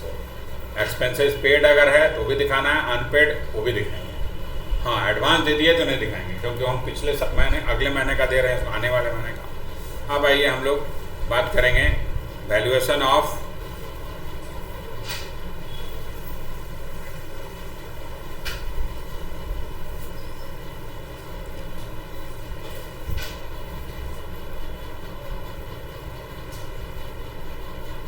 Work in progress. ठीक है, यानी closing stock of working progress का वैल्यूएशन करना। Closing stock of WIP। अच्छा, WIP वर्ड का मीनिंग क्या है, किसी को मालूम है? WIP वर्ड जो है वर्क इन प्रोग्रेस का मतलब क्या होता है? वर्क इन प्रोग्रेस का मतलब क्या है? प्रोग्रेस में, यानी काम खत्म नहीं हुआ। मान लो क्वेश्चन में लिखा है कि कोई भी प्रोडक्ट को बनाने में हमको कम से कम 15 दिन लग सकता है। सपोज ऐसे लिखा हुआ है 15 दिन का हमारा वर्क इन प्रोग्रेस होता है। एक प्रोडक्ट को बनाने में हमको 15 डेज लगता है, यानी वो जो 15 डेज का खर्चा होगा, 15 डेज के बराबर का खर्चा हो, तो WIP में आएगा इसका मतलब। क्योंकि 15 दिन के बाद वो बन के आएगा, यानी 15 दिन तक तो बना नहीं हो। ठीक है ना, तो 15 दिन के बाद वो बन के आएगा, तो 15 दिन के बराबर का जो खर्चा होगा वो कहाँ जाएगा? WIP में। ठीक है, मान लीजिए आपको जो है, सपोज एग्जांपल कि जो क्वेश्चन दिया हुआ है वो आपको 60 दिन का दिया, 60 डेज का बोलता है, बना दीजिए हमको प्रोडक्शन स्टेटमेंट, मतलब कॉस्ट शीट बनाइए 60 दिन का, और WIP का पीरियड दे दिया आपको 15 दिन जो है आपका WIP है, तो 60 दिन का खर्चा दे दिया पूरा। तो 60 दिन का टोटल जो वर्क कॉस्ट आएगा, क्योंकि WIP का वैल्यूएशन वर्क कॉस्ट पे होगा, कभी भी हम प्राइम कॉस्ट पे नहीं करते हैं। आप स्टेटमेंट देखिए, वर्क कॉस्ट के बाद ही हम WIP को एडजस्ट कर रहे हैं। स्टेटमेंट अभी लिखे हो ना कॉपी में, देखो वर्क कॉस्ट में प्लस कर रहे हैं ओपनिंग WIP और माइनस कर रहे हैं क्लोजिंग WIP, यानी वर्क कॉस्ट तक का खर्चा। तो वर्क कॉस्ट निकालने में क्या क्या खर्च हम लिए? वर्क कॉस्ट निकालने के लिए क्या क्या खर्चा लिए? देखो स्टेटमेंट, वर्क कॉस्ट निकालने के लिए कौन कौन सा खर्चा लिए हम लोग? हाँ, प्राइम कॉस्ट पूरा लिए और फैक्ट्री ओवरहेड पूरा। जब प्राइम कॉस्ट और फैक्ट्री ओवरहेड ऐड हो जाता है तो वर्क कॉस्ट बनता है, यानी वर्क कॉस्ट पे वैल्यूएशन होगा WIP का। तो जो वो वर्क कॉस्ट निकला हमारा वो 60 दिन का निकला, क्योंकि हमारा क्वेश्चन में डिटेल 60 दिन का दिया हुआ है। ठीक है, तो 60 दिन का वर्क कॉस्ट में से हम 15 दिन का निकाल लेंगे। 60 दिन में से 15 दिन का हम निकाल लेंगे, क्योंकि हमारा क्लोजिंग WIP 15 दिन का है। समझ में आया बात? तो वर्क हमारा WIP का वैल्यूएशन कहां से करेंगे? वर्क कॉस्ट पे। तो पहले वर्क कॉस्ट निकाल लेंगे, प्रोडक्शन स्टेटमेंट जो बनाएंगे यानी कॉस्ट शीट जो बनाएंगे वहां से हम वर्क कॉस्ट पहले निकाल लेंगे। ठीक है, वर्क कॉस्ट निकालने के बाद हम क्लोजिंग WIP का वैल्यूएशन करेंगे depend upon the work in progress period, कितना पीरियड दिया हुआ है। कॉस्ट शीट प्रैक्टिकल में बनता है? हाँ जी, बहुत इंपॉर्टेंट चीज है। नहीं बनेगा कैसे? प्रोडक्शन का कॉस्ट कैसे पता चलेगा? ठीक है, जो बड़ा जहाँ जहाँ कॉस्टिंग रिकॉर्ड मेंटेन करना जरूरी है, कॉस्ट अकाउंटिंग को मेंटेन करना जरूरी है, उस तरह के ऑर्गेनाइजेशन में बनता है। और जहाँ छोटा ऑर्गेनाइजेशन है, जहाँ जरूरत नहीं है, वहाँ नहीं बनता है। सॉफ्टवेयर तो आजकल हर चीज़ का है, ईच एंड एवरी ट्रांजेक्शन को हम सॉफ्टवेयर के थ्रू ही निकालते हैं, लेकिन रिकॉर्ड मेंटेन तो करना पड़ता है ना। सारा पहले सॉफ्टवेयर में तो वैल्यू डालोगे, इनपुट डालोगे, तब ना वो रीड करके बताएगा कि आपका टोटल वर्क कॉस्ट या कितना WIP होगा। ठीक है ना, तो वैल्यूएशन के पहले तो इनपुट तो करना पड़ता है। ठीक है, चलो समझ में आया बात? तो हम लोग इसका वैल्यूएशन कहाँ करेंगे? Valuation at work cost. ठीक है, तो हम लोग कैसे निकालेंगे? एकदम सिंपल है, value of closing WIP equal to पहले जो वर्क कॉस्ट आया डिवाइडेड बाय, ठीक है, वर्क कॉस्ट उसमें ओपनिंग स्टॉक नहीं ऐड करेंगे, बिना ओपनिंग स्टॉक ऐड किए जो वर्क कॉस्ट दिखा रहा है। ठीक है, ऐसा नहीं कि ओपनिंग स्टॉक ऐड करके आप ओपनिंग स्टॉक ऐड नहीं करना हमको, बिना ओपनिंग स्टॉक ऐड किए जो वर्क कॉस्ट आ रहा है वो लेना। ठीक है, तो वैल्यू ऑफ क्लोजिंग WIP में वर्क कॉस्ट पूरा लिख देंगे हम लोग, वर्क कॉस्ट का amount divided by total production period, कितना हमारा पीरियड है। वो क्वेश्चन टू क्वेश्चन आपको वैरी करेगा। मान लो 1 साल का पीरियड दिया है, ठीक है, तो 12 मंथ हम लिख देंगे। अगर डेज में है तो डेज में वर्किंग कीजिएगा, ये ध्यान रखना होगा। अगर WIP का पीरियड डेज में दिया है तो डेज में ही लिखेंगे, 365 दिन लिखेंगे नीचे। अगर साइलेंट है क्वेश्चन तो 365 दिन मान के चलेंगे। कभी क्वेश्चन में लिख देता है कि प्रोडक्शन पीरियड 300 दिन ही है, 365 दिन में 300 दिन ही कंपनी प्रोडक्शन काम करता है, बाकी 65 दिन छुट्टी मान लो साल का, उस दिन प्रोडक्शन नहीं होता 65 दिन। तो जो प्रोडक्शन कॉस्ट वर्क कॉस्ट जो निकल रहा है वो 300 दिन का ही निकल रहा है। क्वेश्चन अगर दिया है इंस्ट्रक्शन तब हम ये यूज करेंगे, नहीं दिया है तो 365 ही लेना, डेज में अगर दिया है तो। ठीक है, ये ध्यान रखना होगा, मल्टीप्लाइड बाय WIP का पीरियड।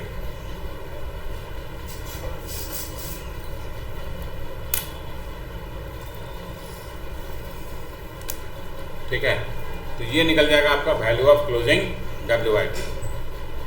क्लियर? कोई दिक्कत? तो ये हो गया आपका वैल्यू ऑफ क्लोजिंग WIP तैयार।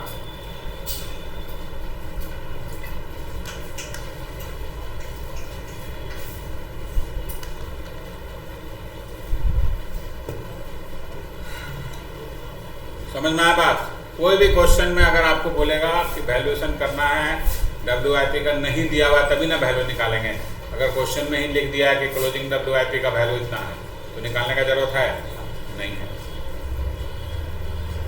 ठीक है, अच्छा, कभी कभी क्वेश्चन में ऐसे लिख देगा, प्राइम कॉस्ट को अगर हम देखें, प्राइम कॉस्ट का मेन 2 आइटम है, क्या क्या बता सकते हो? प्राइम कॉस्ट का मेन 2 आइटम क्या है? एक रॉ मटेरियल, दूसरा वेजेज। मेन आइटम यही 2 है। ठीक है, यही 2 मेन आइटम है ना प्राइम कॉस्ट का। तो कभी कभी क्या करेगा ना, क्वेश्चन में ऐसे लिख देगा, देखना समझने के लिए हम बता रहे हैं। WIP फिनिश गुड्स और रॉ मटेरियल, लिख दिया रॉ मटेरियल 1000 रुपया, यहाँ 2000 रुपया, यहाँ 3000 रुपया।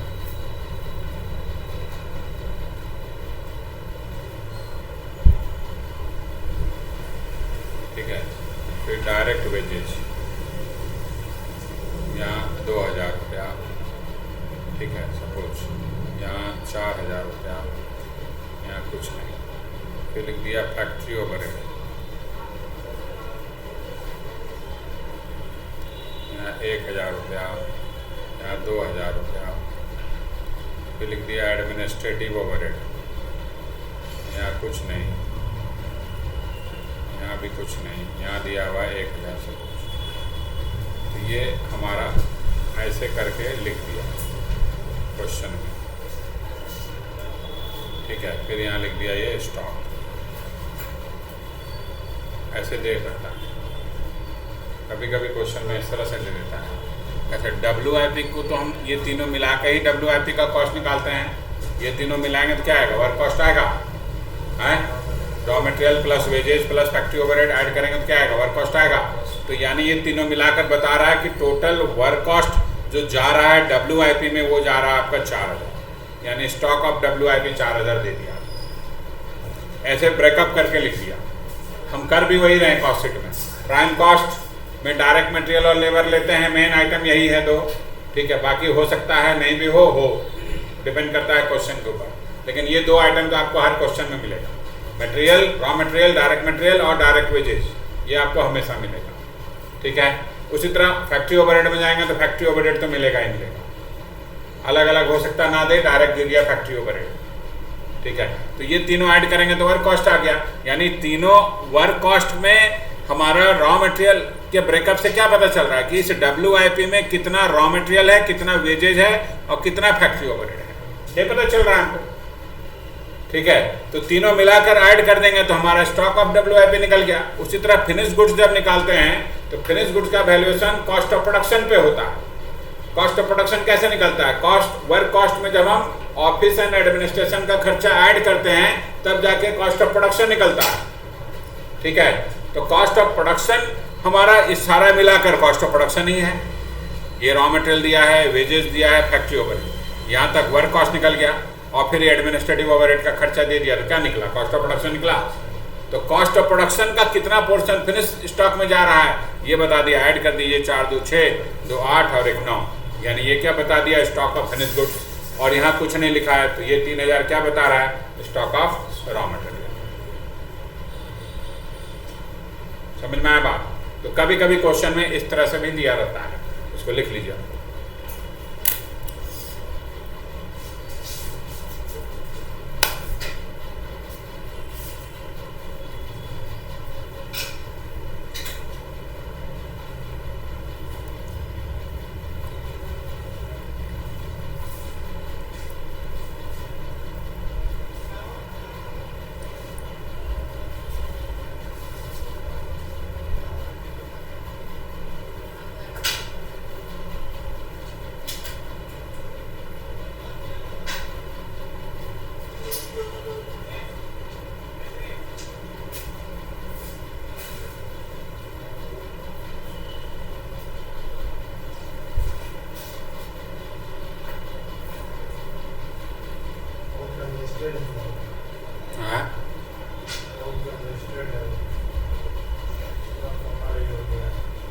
कमर हिल गया तुम्हारा एक ही दिन में। बेंच ये वाला ठीक है, अरे तो तुम इसमें बैठो ना, आगे कर लो थोड़ा। नहीं वो तो ठीक है बेंच भी।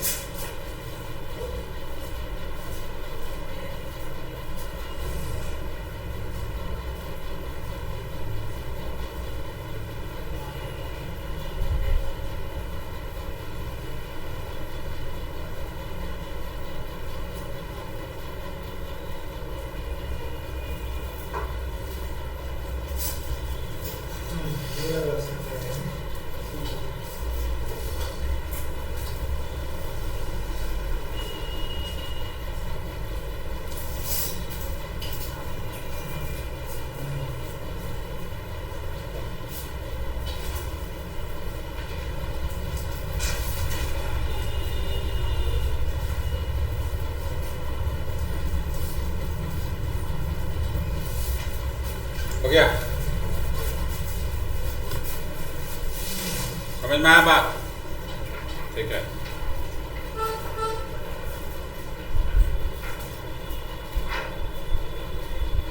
चलो हो गया बात खत्म।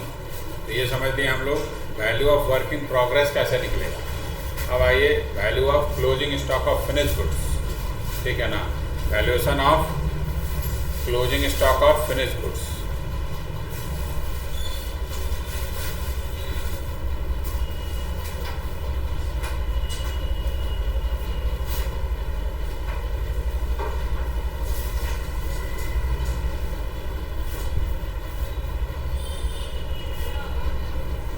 Valuation of closing stock of finish goods, ठीक है।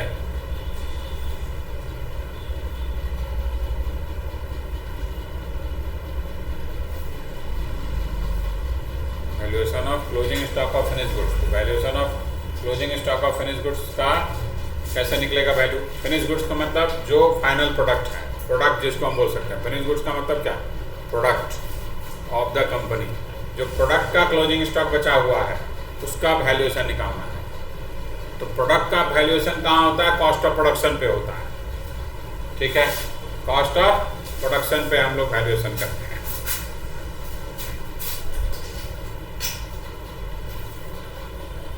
ठीक है।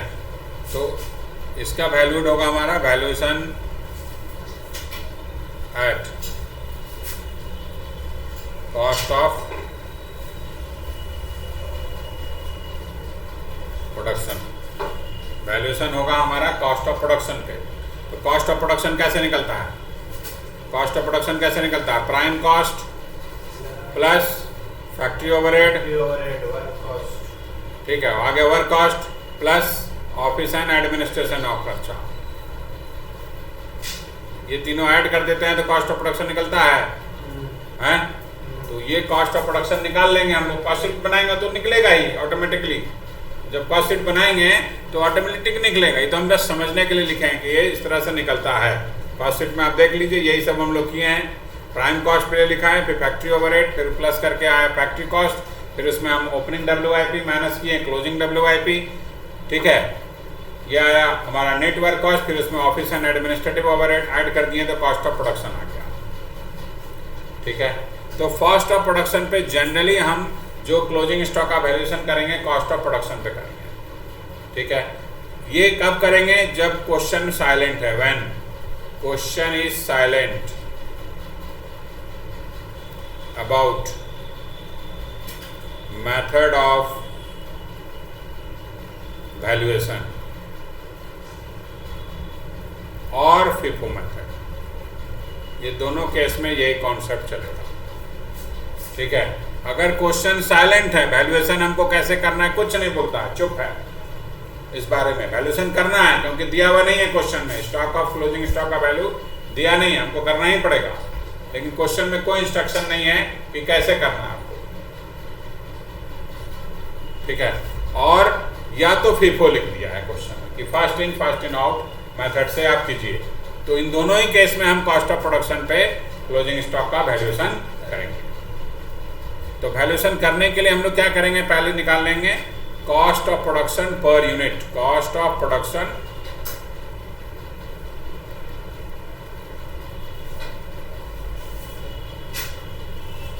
पर यूनिट, ठीक है। तो लिखेंगे टोटल कॉस्ट ऑफ प्रोडक्शन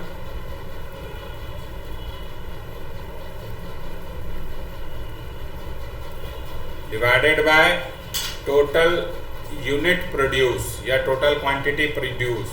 कितने क्वांटिटी का ये प्रोडक्शन कॉस्ट है, कितने क्वांटिटी का ये प्रोडक्शन कॉस्ट है, ये हम लोग उससे डिवाइड करेंगे, ठीक है, यूनिट प्रोड्यूस से। तो आ जाएगा एक यूनिट का, एक क्वांटिटी का आपका प्रोडक्शन कॉस्ट। जब एक यूनिट का निकल जाएगा, मान लो 1000 यूनिट बचा हुआ है फिनिश गुड्स में, फिनिश गुड्स का 1000 यूनिट जो है वो बचा हुआ है, 1000 यूनिट। तो जब 1000 यूनिट बचा रहेगा तो हम क्या करेंगे? Value of closing stock of finish goods equal to, ठीक है, पहले क्लोजिंग स्टॉक का हम यूनिट लिखेंगे यानी quantity multiplied by cost of production per unit.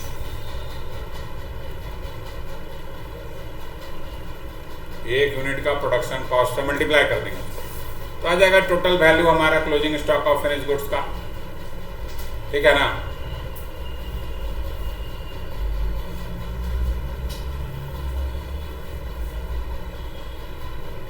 तुम लोग को पीठ दर्द कर रहा जी।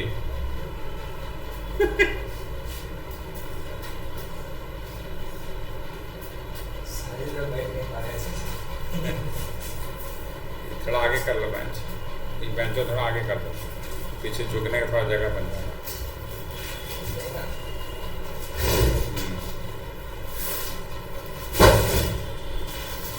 थोड़ा पीछे झुक सकता है।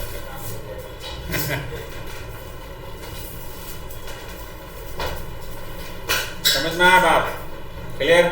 तो ये है आपका क्लोजिंग स्टॉक क्वांटिटी निकाल लेंगे, ये दिया हुआ रहेगा, कभी कभी नहीं दिया रहेगा तो भी निकाल लेंगे दिया। ठीक है ना। तो एग्जांपल हम एक दो देते हैं आपको, आइए समझने के लिए। पहले अगर हमको फीफो मेथड से बोलेगा तो अच्छा नहीं, हम पहले लिखा ही देते हैं पूरा। अगर फीफो मेथड से नहीं बोल रहा हूँ, नहीं एवरेज मेथड से करो। वैल्यूएशन अगर हमको फीफो मेथड से करना है तो इस तरह से होगा ना, अगर एवरेज मेथड से करेगा तो आ जाओ। दूसरा केस, अगर आपको लिख दिया value closing stock of finish goods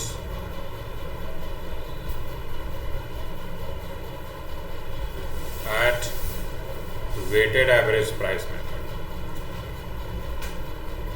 weighted average price method. आपको वैल्यू ऑफ क्लोजिंग स्टॉक निकालना है, वेटेड एवरेज प्राइस मेथड लिखा हुआ है क्वेश्चन में। ये नाम लिखा रहेगा मेथड का तब यूज करेंगे, नहीं लिखा रहेगा तो क्या करेंगे, फिफो ऊपर जो बताए, ठीक है, उसी से निकालना होगा आपको। नहीं लिखा हुआ नाम, ऊपर जो लिखे हैं वो, अगर नाम लिख दिएगा नहीं वेटेड एवरेज से करना है तो वेटेड एवरेज से करना होगा। अच्छा, ऊपर में भी तो वेटेड एवरेज समझे थे, वहाँ हम वर्क कॉस्ट के लिए समझे थे, यानी रॉ मटेरियल के लिए समझे थे। ठीक है, यहाँ पर भी सेम कॉन्सेप्ट है। कैसे देखिएगा, एकदम सिंपल है, सेम चीज़ लिखेंगे। अच्छा, ओपनिंग जब कॉस्ट ऑफ प्रोडक्शन निकलता है, सबसे पहले कॉस्ट ऑफ प्रोडक्शन निकला, उसमें हम ऐड क्या करते हैं, देखो स्टेटमेंट, कॉस्ट ऑफ प्रोडक्शन में क्या ऐड करते हैं, opening stock of finish goods add करते हैं और माइनस करते हैं closing stock of finish goods. तो अब हम वेटेड एवरेज प्राइस निकालते समय देखिएगा ध्यान से, एकदम कुछ है नहीं, ठीक है ना। Weighted average price of finish goods आपको निकालना है। ठीक है, कैसे निकलेगा देखिएगा। हम लोग लिखेंगे सबसे पहले कॉस्ट ऑफ प्रोडक्शन कितना है भाई, जो हम करंट कॉस्ट ऑफ प्रोडक्शन निकाले वो कितना है, फिर उसमें ऐड कर देंगे ओपनिंग स्टॉक का value, opening stock of finish goods का वैल्यू, उसका वैल्यू ऐड कर देंगे। तो ये दोनों ऐड हो गया। फिर यहां लिखेंगे क्वांटिटी प्रोड्यूस कितना किए, क्वांटिटी प्रोड्यूस प्लस फिर quantity of opening stock of finish goods.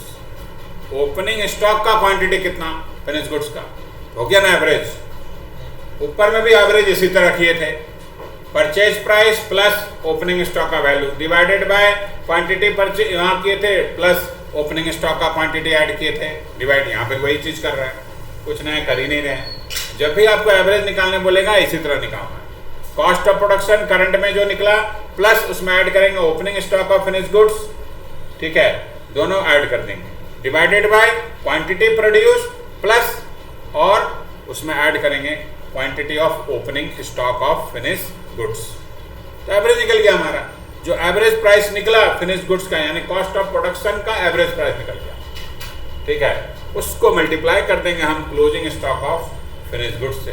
तो हमारा वैल्यू ऑफ क्लोजिंग स्टॉक कैसे हो जाएगा, value of closing stock of finish goods, ठीक है, इक्वल टू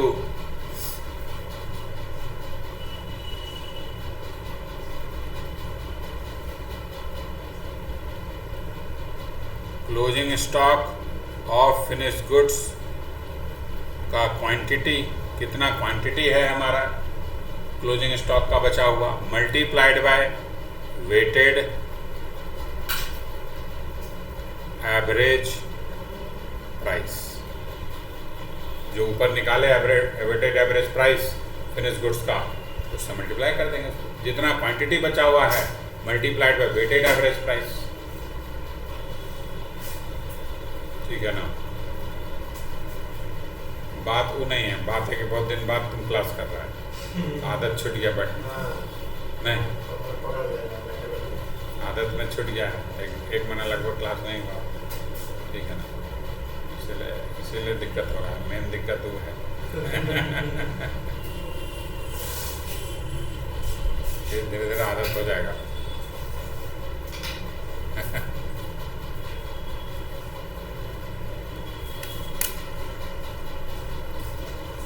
तो ये आपका हो गया वैल्यूएशन का 3 पार्ट, 3 स्टॉक होता है, तीनों स्टॉक का वैल्यूएशन हम लोग समझ लेंगे। पहला रॉ मटेरियल, दूसरा WIP का और तीसरा फिनिश गुड्स का, ठीक है। हो सकता है हमको ज़रूरत ना पड़े वैल्यूएशन करने का, सब चीज़ क्वेश्चन में दिया, तब तो क्वेश्चन बहुत ईजी हो गया, लेकिन अगर निकालना पड़ेगा तो हमको मालूम होना चाहिए कि भाई नहीं दिया है कैसे निकलेगा, ये ज़रूरी है मालूम होना, ठीक है, ज़रूरी है, नहीं तो नहीं बनेगा हमारा क्वेश्चन, ठीक है। समझ में आया बात?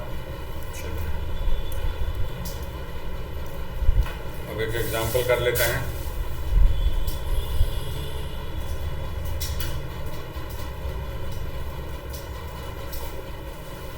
चलिए, opening stock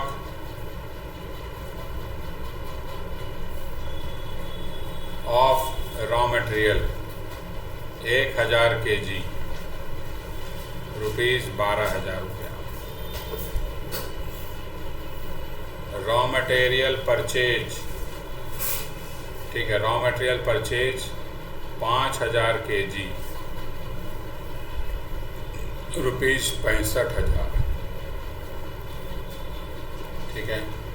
direct wages ₹20,000, factory overhead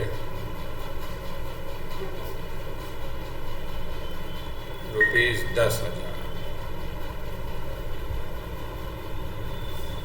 office and administrative overhead ₹5,000,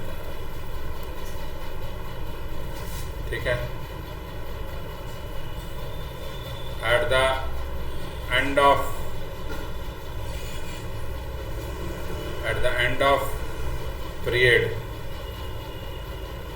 bracket में लिख रहे हैं हम, पीरियड मान लो 250 दिन का है, at the end of period हमारा 250 दिन का पीरियड है, ठीक है। हमारे पास closing stock of raw material 1500 kg बचा हुआ है, ठीक है। फिर work in progress 10 days, question में दिया नहीं है वैल्यू इसका, 10 दिन के बराबर का वर्क इन प्रोग्रेस है इसका, ठीक है। और फिर क्लोजिंग स्टॉक ऑफ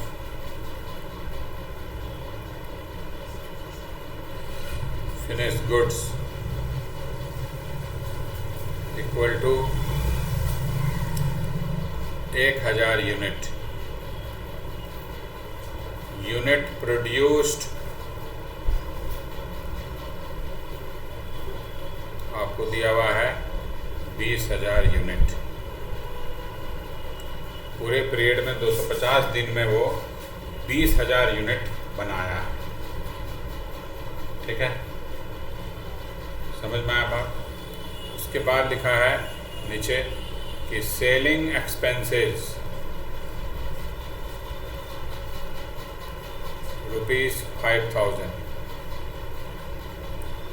ठीक है। और प्रॉफिट बोल रहा है 20% ऑफ कॉस्ट ऑफ सेल्स, जो भी कॉस्ट ऑफ सेल्स होगा उसका 20% प्रॉफिट हमको रखना है। प्रिपेयर कॉस्ट शीट, ठीक है। लिख लो क्वेश्चन जल्दी से भाई, ये क्वेश्चन आज करेंगे, फिर बाकी हम लोग कल से करेंगे, मंडे से, ठीक है।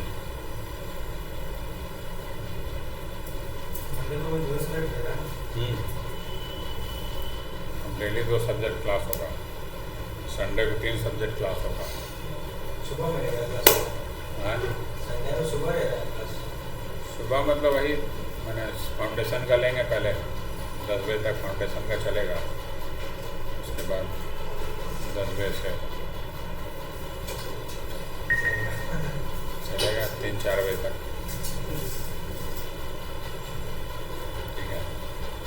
अभी रूटीन बनाए नहीं, मंडे को रूटीन प्रॉपर दे देंगे, ठीक है ना। 3 दिन लगातार अकाउंट्स और कॉस्ट पढ़ेंगे, 3 दिन डायरेक्ट टैक्स और इनडायरेक्ट टैक्स, ठीक है। और फिर संडे को देखते हैं कब करेंगे, उस तरह से सेकंड ग्रुप भी पढ़ाना है ना, कर लेंगे, तो दिक्कत नहीं। हो गया जी, लिख लिए? चलो क्वेश्चन देख लिए भाई, इसका फॉर्मेट पहले आप लोग बना लीजिए अपना कॉपी में। चलो फटाफट फॉर्मेट बनाइए, ऐसे लिखिए फॉर्मेट बनाइए। कॉस्ट शीट ऊपर हेडिंग दे दीजिए, ठीक है। पूरे पीरियड में हम कितना यूनिट बना रहे हैं? यूनिट प्रोड्यूस 20,000 यूनिट, हम यहाँ लिख देंगे 20,000 यूनिट का ये कॉस्ट शीट है, ठीक है। यूनिट प्रोड्यूस हमारा 20,000 यूनिट है। आइए, आपको जो डायरेक्ट दिया है उसमें कोई पहले हमको रॉ मटेरियल कंज्यूम्ड निकालना होगा। अच्छा, opening raw stock of raw material direct दे दिया था 1000 kg 12,000 रुपये।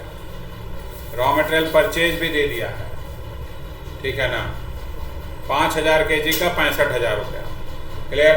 अब closing stock of raw material KG में दिया है, वैल्यू में नहीं दिया है, और मैं क्वेश्चन साइलेंट है, कैसे करना है वैल्यूएशन नहीं बोला है। तो जब कुछ क्वेश्चन साइलेंट रहेगा तो अभी हम लोग क्या समझे थे कि फीफो मेथड से करना है, यानी फीफो मेथड का मतलब करंट परचेज प्राइस के, ये ध्यान रखना होगा। फीफो मेथड का मतलब करंट परचेज प्राइस। तो करंट परचेज प्राइस क्या है? 5,000 kg को कितना में खरीदे? 65,000 रुपये में। तो 1 kg का दाम कितना, जल्दी से बता दो। 65,000 डिवाइडेड बाय 5,000 कितना आ गया 1 kg का दाम? 13 रुपया। यानी करंट परचेज प्राइस मेरा 13 रुपया है 1 kg का। तो यानी क्लोजिंग स्टॉक 1500 का कितना दाम होगा? 1500 गुना 13 कर देंगे 19,500, ठीक है। तो क्लोजिंग स्टॉक का वैल्यू निकल गया, समझ में आया बात? चलो यहाँ लिखेंगे हम लोग opening stock of raw material 12,000 रुपये, हम वैल्यू में लिखेंगे, ठीक है, plus purchase of raw material 65,000 minus closing stock of raw material. तो closing stock 1500 kg multiplied by ₹13, 19,500 था। हाँ, तेरे 65 हाँ, 19,500। ये सब प्लस माइनस करके क्या निकल जाएगा? रॉ मटेरियल कंज्यूम्ड कितना आएगा, यहाँ लिख देंगे हम लोग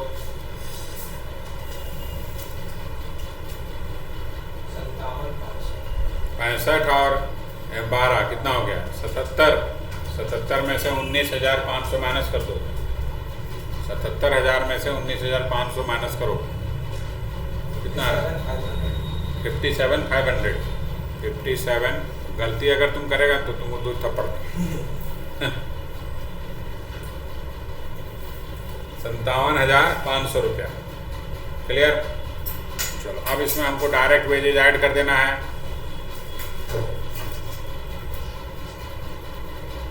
डायरेक्ट वेजेज, ठीक है, डायरेक्ट वेजेज कितना 20,000, ये दोनों ऐड करके कितना, ये क्या निकल के आएगा, प्राइम कॉस्ट, ठीक है, प्राइम कॉस्ट निकल गया। अब फिर हम लोग इसमें ऐड करेंगे फैक्ट्री ओवरहेड दिया हुआ है डायरेक्ट क्वेश्चन में,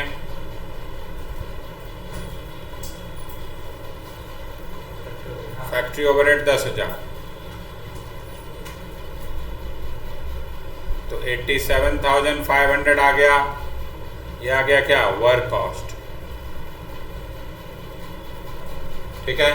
अब वर्क कॉस्ट में हम क्या ऐड करते हैं, ऐड करते हैं ओपनिंग WIP। देखिए क्वेश्चन में दिया है ओपनिंग WIP कहीं दिया है क्वेश्चन में, तो नहीं दिया है, लेकिन यहाँ क्या लिखा है कि एंड ऑफ द पीरियड में हमारे पास WIP है 10 दिन के बराबर, ठीक है, और पूरे प्रोडक्शन पीरियड कितने दिन का है इसका, 250 दिन का, तो यानी ये 250 दिन का वर्क कॉस्ट निकला है।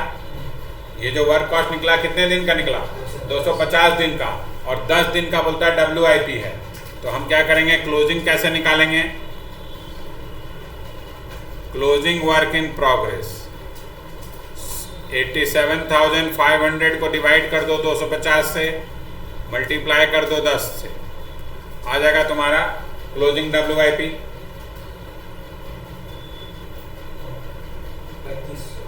3,500, ठीक से देख लो एक बार, 87,500 डिवाइडेड बाय 250 मल्टीप्लाइड बाय 10, 3,500, तो 3,500 रुपया आपका क्लोजिंग WIP आ गया, ठीक है। अब इसको माइनस कर दीजिए, तो फिर से आपके पास आ जाएगा वर्क कॉस्ट, आप नेट भी लिख सकते हैं,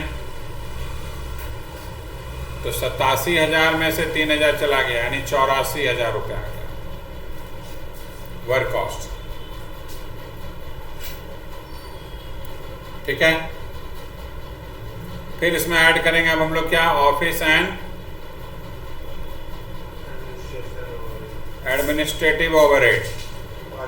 क्वेश्चन में दिया हुआ है आपको 5,000 रुपया, ठीक है, तो 5,000 ये ऐड कर दिए, तो ये आपके पास क्या आ गया, 89,000 क्या आ गया, कॉस्ट ऑफ प्रोडक्शन,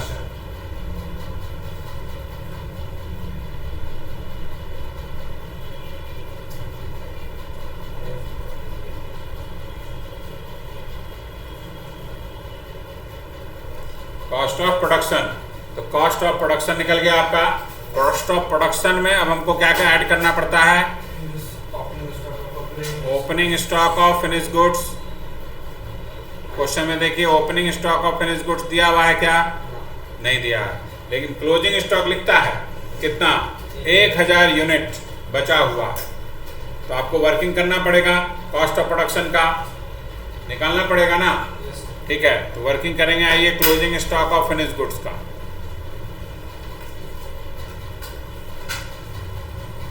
ठीक है, 1,000 यूनिट बचा हुआ है, 1,000 यूनिट।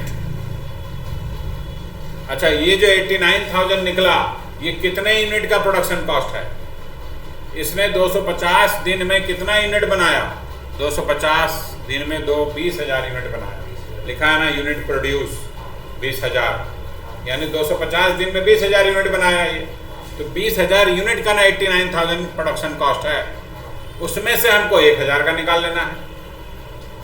अगर क्वेश्चन साइलेंट है तो हमेशा फिफो मेथड लगाना है आपको, क्वेश्चन में लिखा नहीं है कैसे निकालना है, तो फिफो मेथड से ही वैल्यूएशन करना है। तो कॉस्ट ऑफ प्रोडक्शन जो है आपका वो 89,000, वो 20,000 यूनिट का, और उसी में से हमको निकाल लेना है 1,000 का, ठीक है। तो आइए, कौन है, value of closing stock of finish goods, ठीक है, 89,000 डिवाइडेड बाय 20,000, तो 1 यूनिट का निकल जाएगा। अगर 89,000 को 20,000 से डिवाइड करेंगे तो 1 यूनिट का निकलेगा, और 1 यूनिट को फिर हमको मल्टीप्लाई कर देना है 1,000 यूनिट से, तो पूरे का निकल जाएगा एक ही बार में। नहीं तो आप पहले प्राइस निकाल सकते हैं, जैसे आपको इजी लगता है। 1 यूनिट का निकाल लो पहले, फिर उसको 1000 से अलग से मल्टीप्लाई करो, जैसे आपको इजी लगता है। हम ऐसे भी कर सकते हैं। 89,000 डिवाइडेड बाई 20,000 मल्टीप्लाइड बाई 1000 कितना आएगा? 4450। ये 4450 हम माइनस कर देंगे, यानी हमारा 4 रुपया 45 पैसा 1 यूनिट का है, तब ये जाके 4,450 रुपये आ रहा है। 1 यूनिट का 4 रुपया 45 पैसा, ठीक है ना।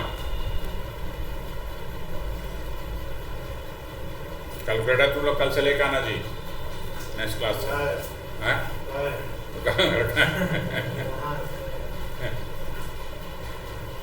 माइनस करो कितना आएगा? 89,000 माइनस 4,450 कितना आया?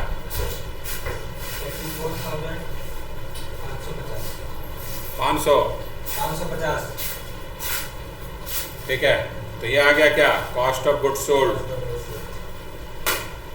ये कॉस्ट ऑफ गुड्स सोल्ड क्या बताता है कि जो यूनिट बेच रहे हैं उसका कॉस्ट है। ये कॉस्ट ऑफ गुड्स सोल्ड का एकदम सिंपल सा मीनिंग है, जो word cost of goods sold, ठीक है, कॉस्ट ऑफ गुड्स सोल्ड। इसने 20,000 यूनिट बनाया और 1,000 यूनिट बेच नहीं पाया, तब ना वो क्लोजिंग स्टॉक में है। 20,000 बनाया और 1,000 यूनिट नहीं बेच पाया, तो बेचा कितना? हम यूनिट का बात कर रहे हैं तुमने। 20,000 यूनिट बनाया और 1,000 यूनिट नहीं बेचा, तो बेचा कितना? 19,000, यानी 19,000 सेल किया। उस 19,000 यूनिट का ये कॉस्ट है। 84,550 कितना यूनिट का कॉस्ट है? 19,000। इस टर्म को बार बार पढ़िए, एकदम इजी है। कॉस्ट ऑफ गुड्स सोल्ड, जो गुड्स सेल कर रहे हैं उसका कॉस्ट, सेल किए 19,000, उसका कॉस्ट है ये, ठीक है। तो ये आप समझने के लिए लिख सकते हैं कि हमारा ये 19,000 यूनिट का है। लिखना जरूरी नहीं है, ये बस 19,000 यूनिट जो बेच रहे हैं उसका ये कॉस्ट है। पानी पड़ रहा क्या? अरे तरीके, रात में पानी जब शुरू होता है तो छुटता नहीं, सबसे बड़ा दिक्कत है जी। शाम में अगर शुरू हुआ तो लंबा खींचेगा 10 बजे तक, तो 10 बजे तक का आवाज चल करता। कल तो संडे है, छुट्टी है सभी। अब इसमें ऐड करेंगे कॉस्ट ऑफ गुड्स सोल्ड में क्या ऐड करना होगा? Selling and distribution. तो सेलिंग एक्सपेंसेस कितना दिया है आपको? 5,000 रुपये दिया है, तो 5,000 ये ऐड कर देते हैं, ठीक है। 89,550 ये सेलिंग एक्सपेंसेस कितने यूनिट का है? 19,000 यूनिट का, क्योंकि बेचा 19,000 यूनिट हो तो 19,000 यूनिट का ही ना सेल का खर्चा है ये, ठीक है।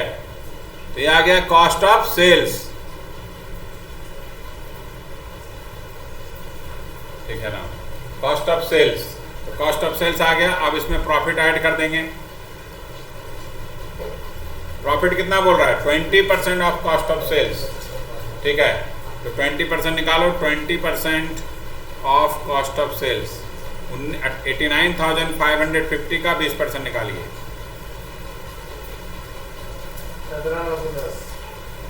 17,910 रुपया।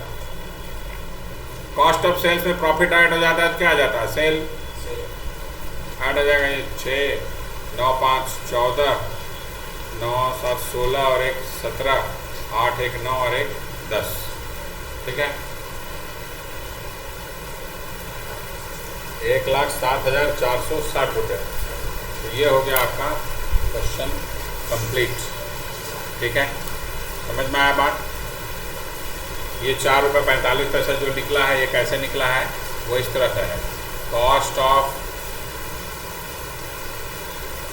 प्रोडक्शन पर यूनिट अगर हमको निकालना है तो 89,000 डिवाइडेड बाय 20,000 जो ऊपर किए हैं, 1 यूनिट का आएगा 4 रुपये 45 पैसा, ठीक है। और जब उसको 1,000 से मल्टीप्लाई किए तो 4,450 आएगा। एक चीज़ ये हो गया। दूसरा वैल्यू ये भी लिख लीजिएगा, value of closing stock of raw material ये हम लोग करेंगे एट करेंट परचेज प्राइस किए थे, ठीक है ना। वर्किंग हम किए नहीं थे, इसका डायरेक्ट लिख दिए थे एट करेंट परचेज प्राइस। तो करेंट परचेज प्राइस कितना है,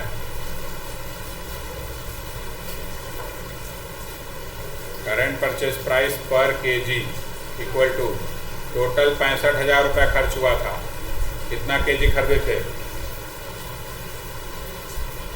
5,000 केजी जो खरीदे थे हम लोग, 5,000 केजी खरीदे थे। तो 1 केजी का रेट आया था 13 रुपया पर केजी, ठीक है, जिससे कि हम वहाँ मल्टीप्लाई किए थे। Value of closing stock of raw material, हमारा रॉ मटेरियल का कितना केजी बचा हुआ था सामान, रॉ मटेरियल बचा हुआ था 1500 केजी। तो 1500 केजी मल्टीप्लाइड बाय ₹13, ये आया था 19,500 रुपया। ये हम लोग ऊपर लिखे थे, वर्किंग नहीं किए थे हम लोग, समझ लिए थे कि हाँ इस तरह से हो रहा है, ये वर्किंग लिख लीजिए, तो आपको फिर दिक्कत होगा नहीं तो, ठीक है।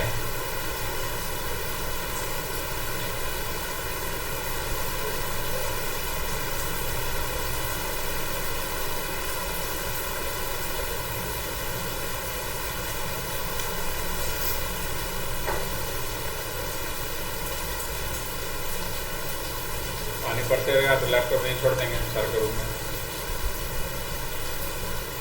और सुबह फिर क्लास है ही।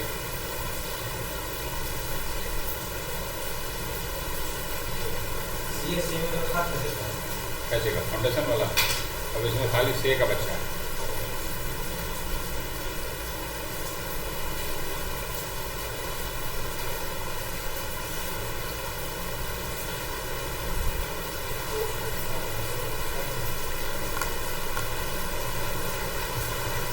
ठीक है, समझ में आया बात, चलो हो गया बात खत्म।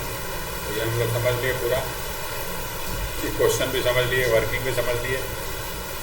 इसी तरह आपको हर क्वेश्चन में वर्किंग करना है जो भी दिया रहेगा। तो बेसिक हम लोग समझ लिए। अब कल से हम लोग जो है नेक्स्ट क्लास से इसका क्वेश्चन